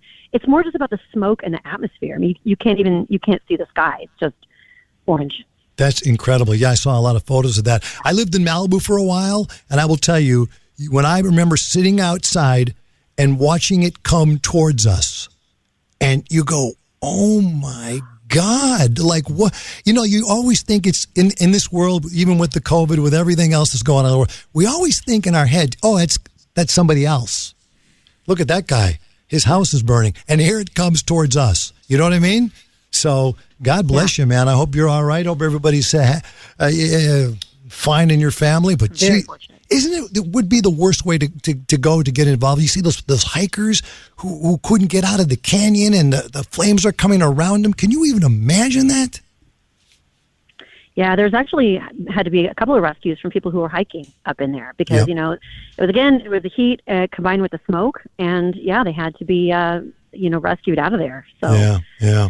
Really tough situation for a lot involved. Well, without fire, that's you can just do if you have to do a little reveal party, if you still have to go through the whole thing, go ahead and do it without fire. That's all it's about. Time to stop it. There's no question about it. Bottom line, I'm going to just repeat your tweet. Can we just stop having the stupid parties and then the problem will solve itself? That's what a Greek would say. That's what a Greek would say. That's right. There it is. Hey, Jenna, thank you. I hope you're well. Your family's well in California. Thank you for writing this. And you haters out there, she didn't start the fire, Billy Joel. She didn't start the fire, okay? She just had a nice, easy little reveal party in 2008, and you nuts took it off. And you know what came out of this, Jenna, that I never thought about is you're right. People get paid for the more people they have coming to YouTube to watch their stupidity, the more money YouTube gives them. That's what it is. That's pretty it's amazing. It's a spectacle that's incentivized by the social media platforms, and that needs to change. It's pretty. Yeah, there's definitely something that's come out of this that's pretty interesting. That to me is mind-boggling. You are correct. Why don't we just do these simple ones like the Brad Paisley bounce a basketball, put a beer on it, and try to chug it when it hits in the air? Why don't we do that? You know what I mean? This is crazy. Jenna, really, thank you for your time. We do appreciate it.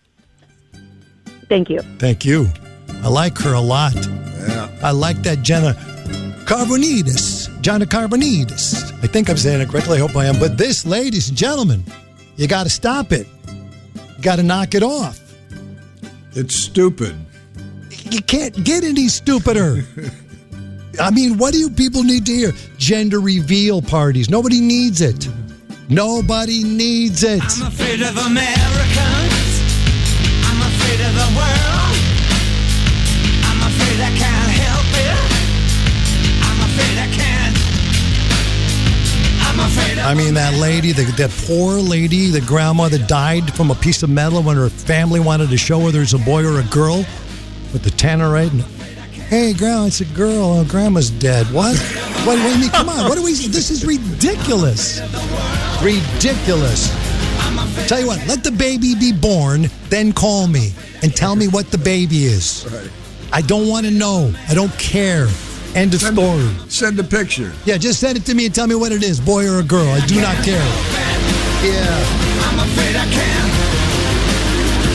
I'm afraid of Americans. Yeah. I'm afraid of the world. I'm afraid I can't help it. I'm afraid I can't. I'm afraid of America. Yeah. I'm afraid of the world.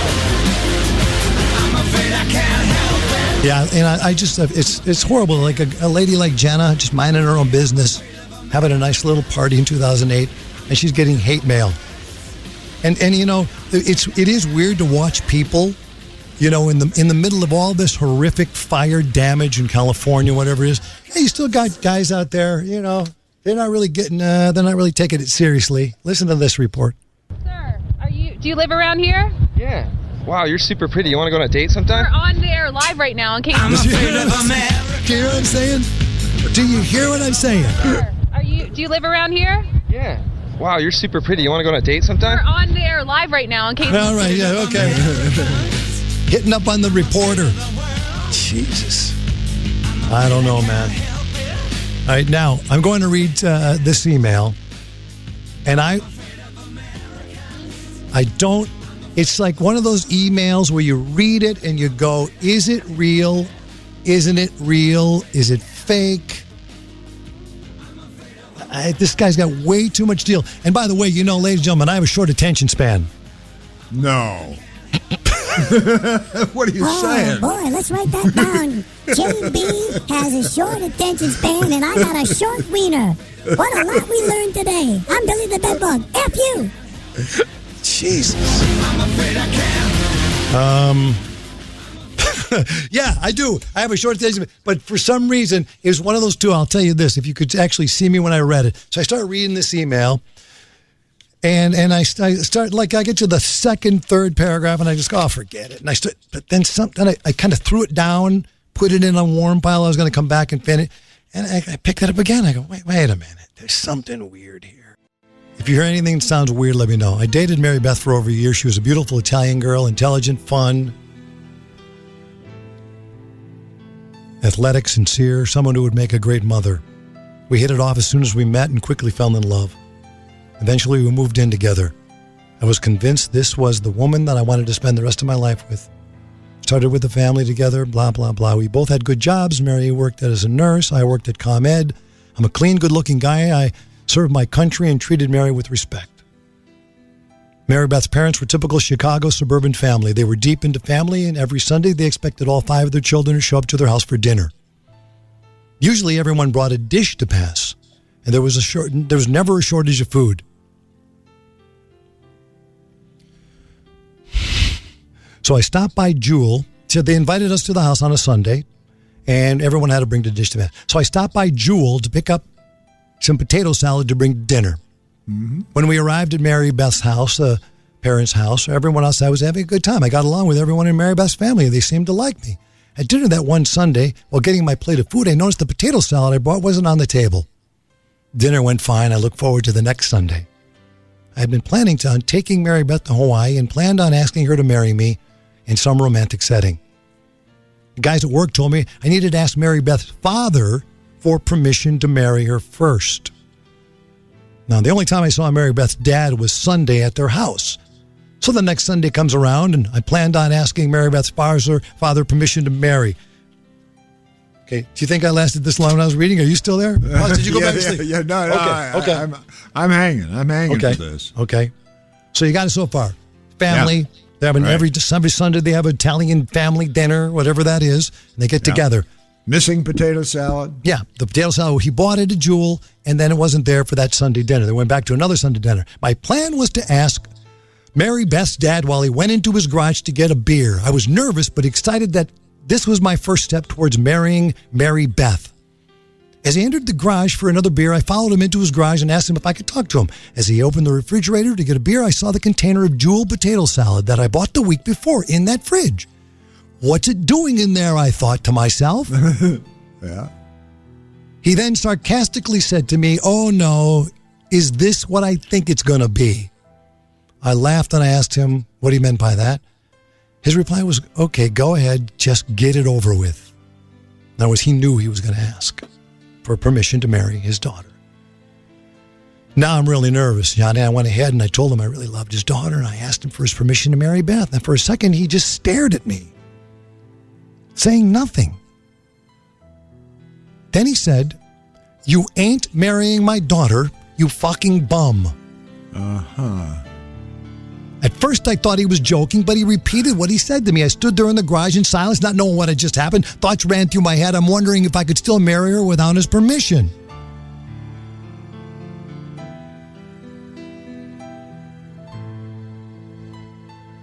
Yeah, come on. Could I still ask Mary Beth to marry me? I want this dramatic pause. I couldn't take it. Because, Buzz, there's so many words here. I'm trying to find the right ones to read. Okay, hold on. Okay, so wait a minute. Now, see, Buzz, I got to tell you, it's 4 pages, so I got to try to get away from this. Right. 4. You can't do 4 pages. Okay, so then nobody wants you to do 4 pages. Should I tell you this? Yeah, I don't want to do them either. It's ridiculous. And wait till you see what the ending is. So wait a minute. Didn't you think he lost me at fuck? You're a fucking bum. Out of the blue. Okay. Right. And you think that's it. Right. So he says, "You're a bum." I thought he was joking. He repeated what he said to me. I stood in his garage in silence, not knowing what had just happened. Thoughts ran through my mind. I wondered if I could still marry her without his permission. Could I ask Mary Beth to marry me? What would happen if she inquired about blah, blah, blah? I was clean and complete. Okay. As I stood there, my emotions went from fear and embarrassment to anger. I said to Mary Beth's dad, "I'm not a bum. Why do you think that?" He looked at me, rolled his eyes, and said, "My daughter ain't marrying a bum like you. You bring goddamn Jewel potato salad to my house?"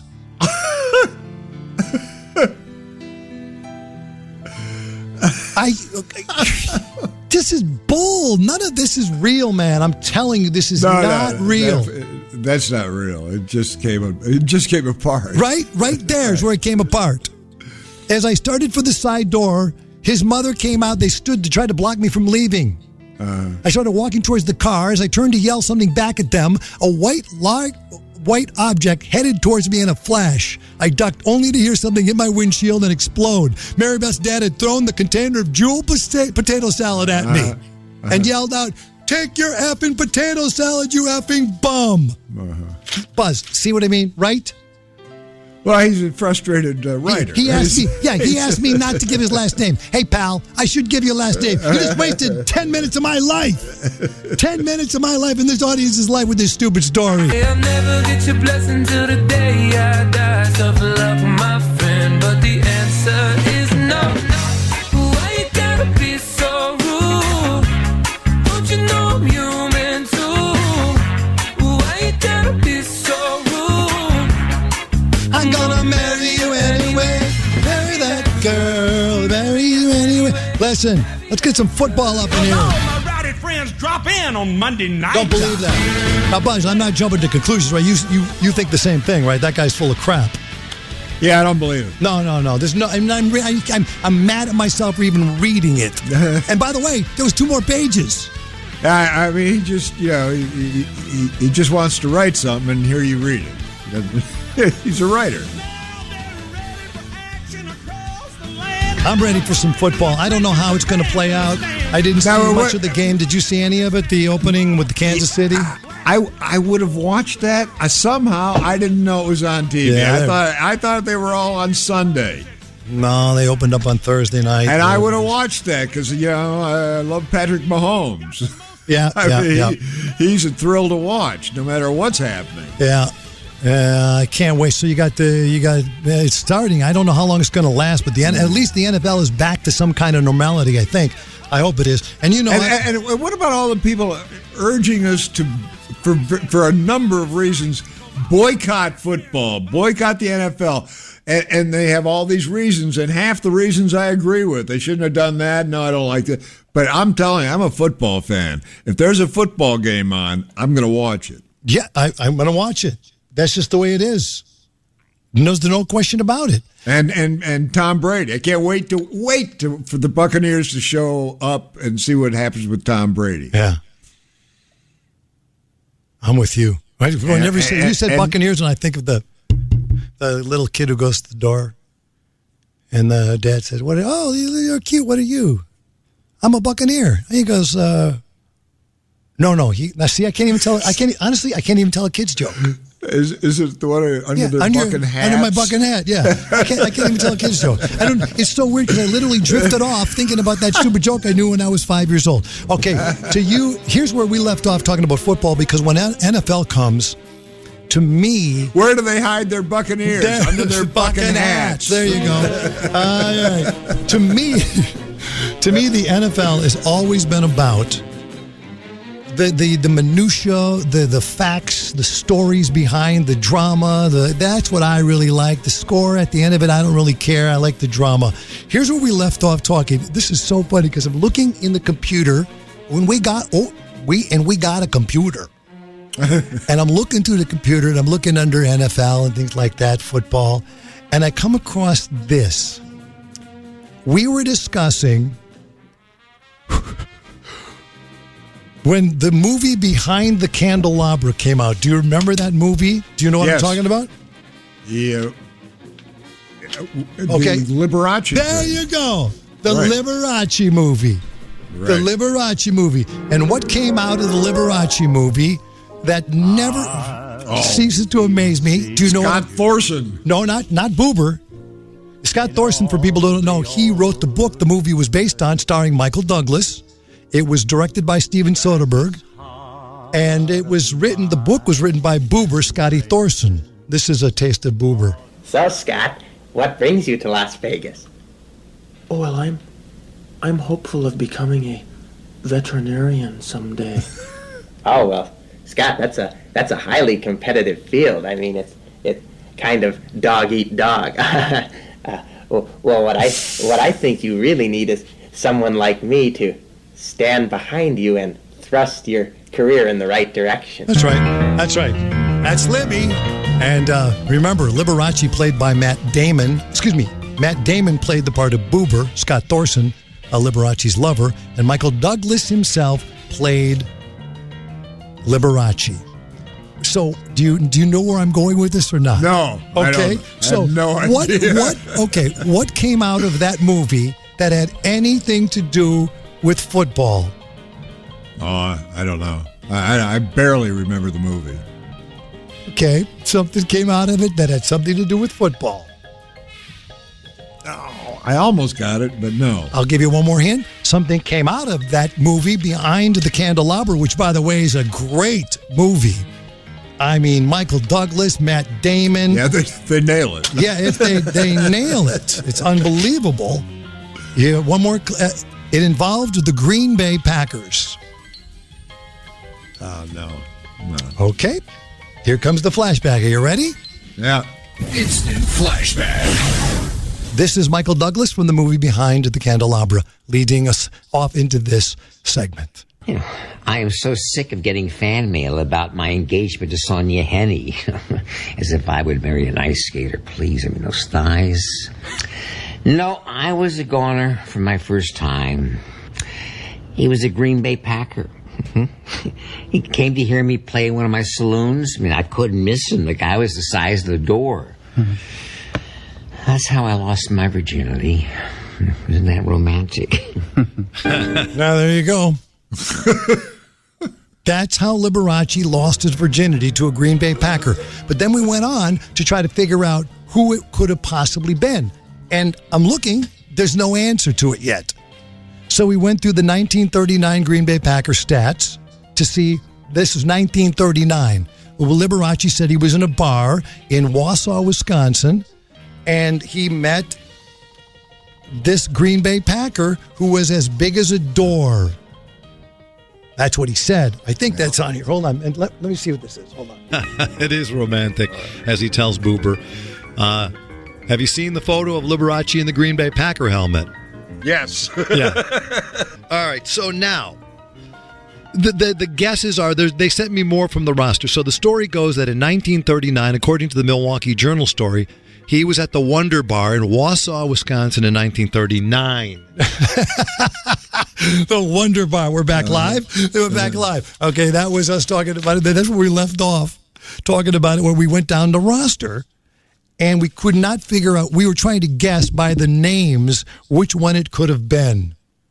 Which one was the guy, the Green Bay Packer, that took Liberace's virginity? And we're calling it based on the name. Yeah. His name. Yeah, but we never got an answer because there was no answer. Do you know what I mean? Yeah. So what made me curious about it was I'm looking looking around and going like, wait a minute, there's got to be an answer now. 1939 roster. Okay, now maybe with fresh ears. Okay, tell me which one of these guys from 1939's roster you think. Okay, now, right? Yeah. Maybe we'll come back at it now and maybe we'll find an answer here. Right.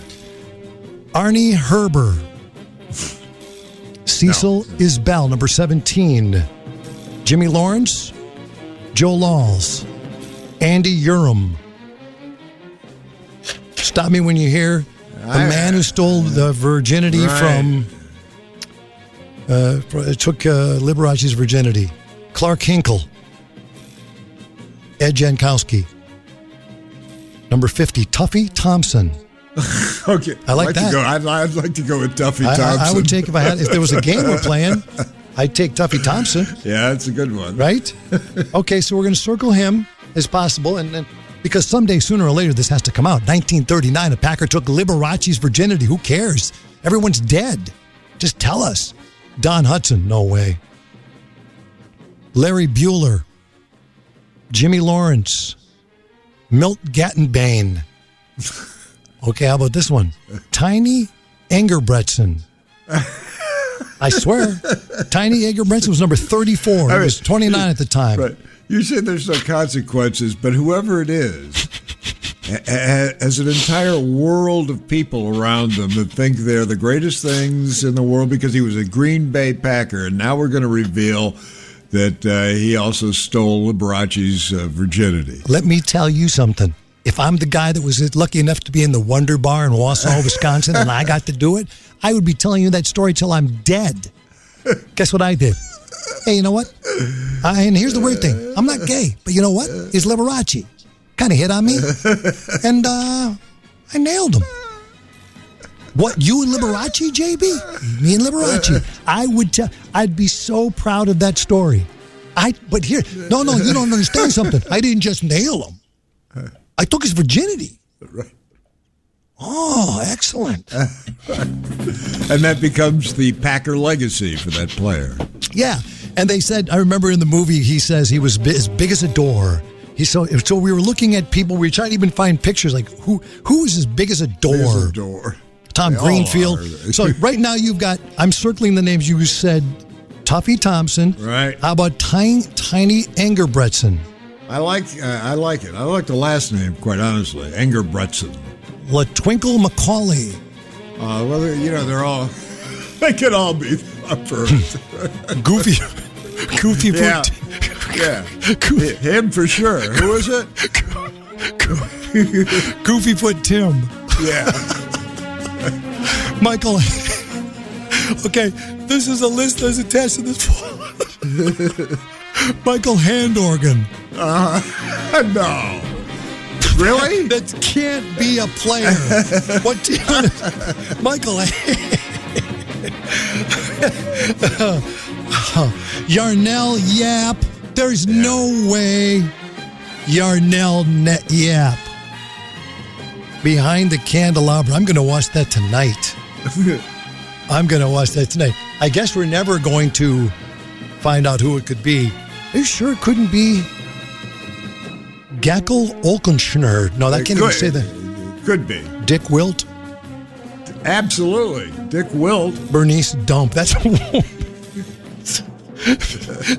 I'm ready for this football. Friends, drop in on Monday night. Yeah. Whatever night it is, I don't care. I'm ready for it. They put the fake crowds in there. I don't care. I'm ready for it. Bring it on, man. I'll be seeing you in Apple Blossom Time. Is that the song that he sings? Liberace. That's a great movie, by the way. You got to watch it. And if anyone has the info about which Packer took the virginity of Liberace, please let me know. 1939. I forgot that Matt Damon played Scott Dorson. Yeah, amazing. I mean, I'll just watch it for that because I've since become a huge Matt Damon fan. He's incredible. Oh, let me go back to if you're going to go out to restaurants, I know where you're going to go. You're going to go to the Mexican restaurant, right? Which is completely normal. Okay. Completely normal. What do you mean when you say completely normal? What do you mean by that? What's completely normal? Because most restaurants are like at 25% capacity, and there are all kinds of things you got to do. I mean, Joey's talking about going to Duluth and wearing your mask in between bites. I mean, things are crazy. That's exactly right. Yeah, and I would never do that. And at my Mexican restaurant, I'm not expected to do that. I walk in, I take my mask off, I sit down and have a nice meal. And the waitress does wear a mask, and I don't like that.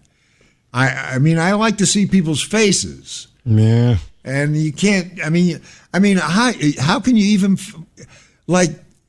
if I were 25 years old and I'm looking to date somebody, everybody's got a mask. No, I can't. Come on, baby, take the mask off at least. Oh, no, it's not important. I got to see it. I got to see the face. Never mind, Buzz, if you don't like my personality. That's right. Aren't I enough for you? No, I'm Buzz. Very particular. I don't. Yeah, well, I'm not taking it off. And so you shouldn't. But it puts an end to so many things that are enjoyable, like eating, right? Like, dating. Yeah, well, you're supposed to wear a mask during sex. You're supposed to wear a mask during sex, too. I've heard that. Yeah. I have heard that. Yeah, you're supposed to wear a mask during sex. Okay? Well. And you're going to be wearing a mask. I'd be happy which I always do. I would be happy to wear a mask if I were having sex, but I'm not, so... That's why I got the teeny little mask and a teeny little rubber. Rubber. I got a rubber for a bed bug. Kiss it. I got more sex than you do. Maybe he does. All right, now, you're right about my brother Joey calling earlier in the show talking about how he had this meal and he had to take the mask on, take the mask off. In between bites. Yeah, in between bites. Joey and Joan. Hello. We're in the car in Duluth. That would be Duluth, Minnesota, on Lake Superior. were just playing for the day. And we thought, hey, let's just try to grab something to eat. We hate going to restaurants, blah, blah, blah. So we go to this restaurant.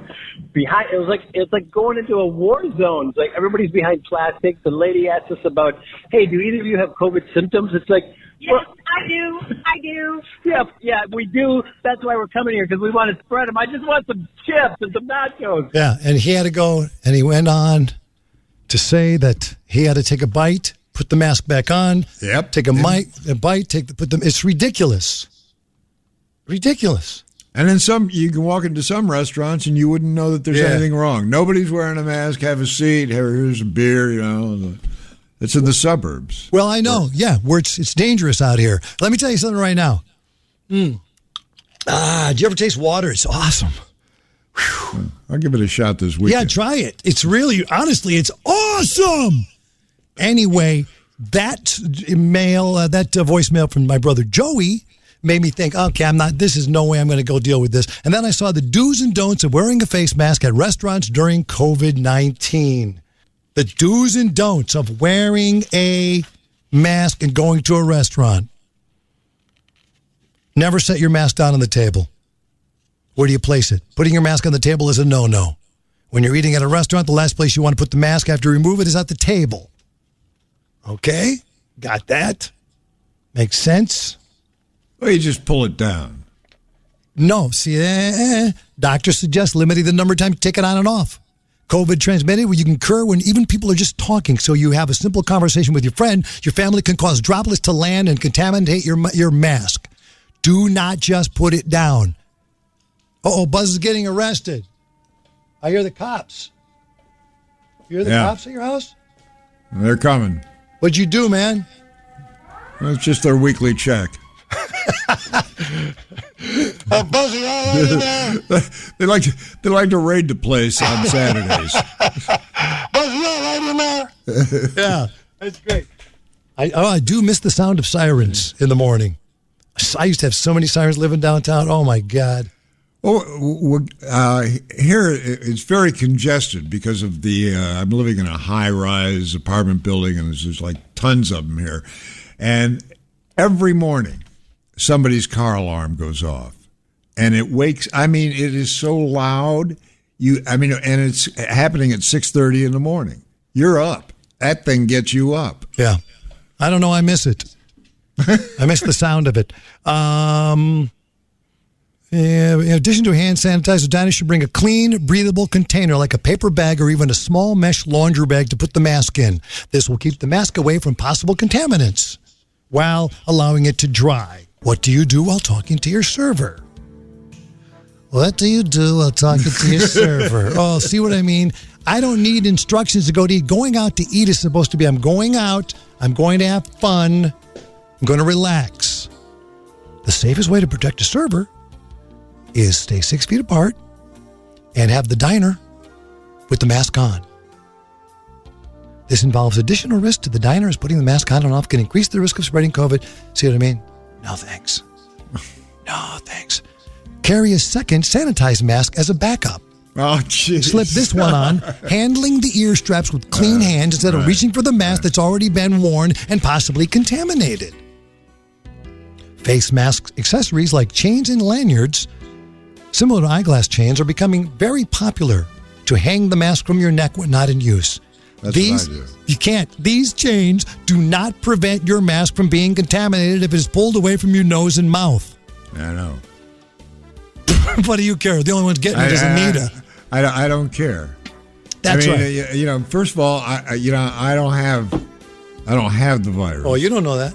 Yeah, pretty much I do. Mm-hmm. But okay, let's just say this.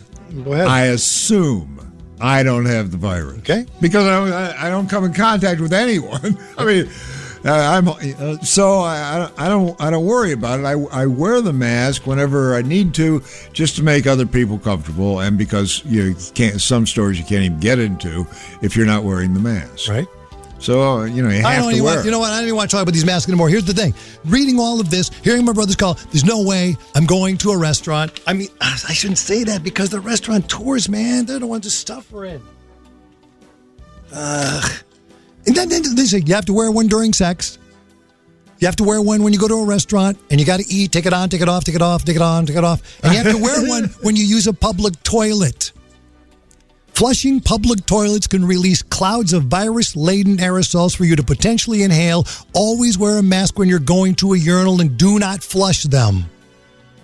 Don't flush. No. That's what I'm taking away from this. Don't flush. Just get in the urinal, make your biz, don't touch anything, and get out. Leave it for somebody else to flush. Yeah, that's right. Let that other poor sucker get it. Let them have it. All right. Yeah. That's on that note. I'm going to flush this and get out of here. You leave your messages on a voicemail, 833-LOON line, like these riveting things. What up, Johnny? Right on, Buzz. Hey, Johnny, listen. I know you pee sitting down. I do the exact opposite. I take shits in urinal standing up. Collect. Boy. Thank God we saved that. All right, I'm staying home. Stay home, you son of my bitch. Watch TV, go make a sandwich. Got a lot of bullshit on Netflix. Stay home, my you son of my bitch. Stay home. Stay home, my you son of my bitch. Stay home, my you son of my bitch. Just stay home, you son of my bitch. Stay home, because you're going to be staying home for a long time. In just a moment, Dr. Anthony Fauci, who's standing by live, he'll join us in the Situation Room. We'll discuss all the late-breaking coronavirus developments, and I'll ask him about his warning to Americans to hunker down for the fall and winter, as well as his forecast that life here in the United States might not return to normal until the end of next year. You gotta be kidding me. I'm still here. I want everybody to be in a good mood. Everybody got to be happy. We're getting scared. Come on. Voicemail 833-LOON line. I get why Pat feels the way she does.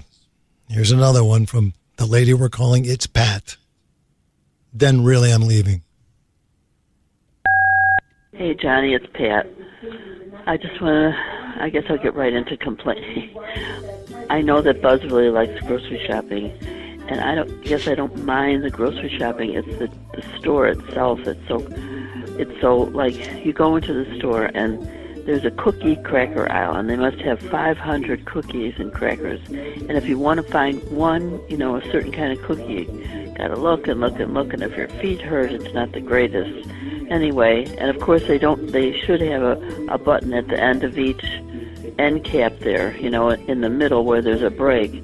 Then you could call somebody, because you can never find anybody if you're just standing there. And then you have to go to the customer service, where of course there's always somebody else standing in front of you, so you have to wait in line.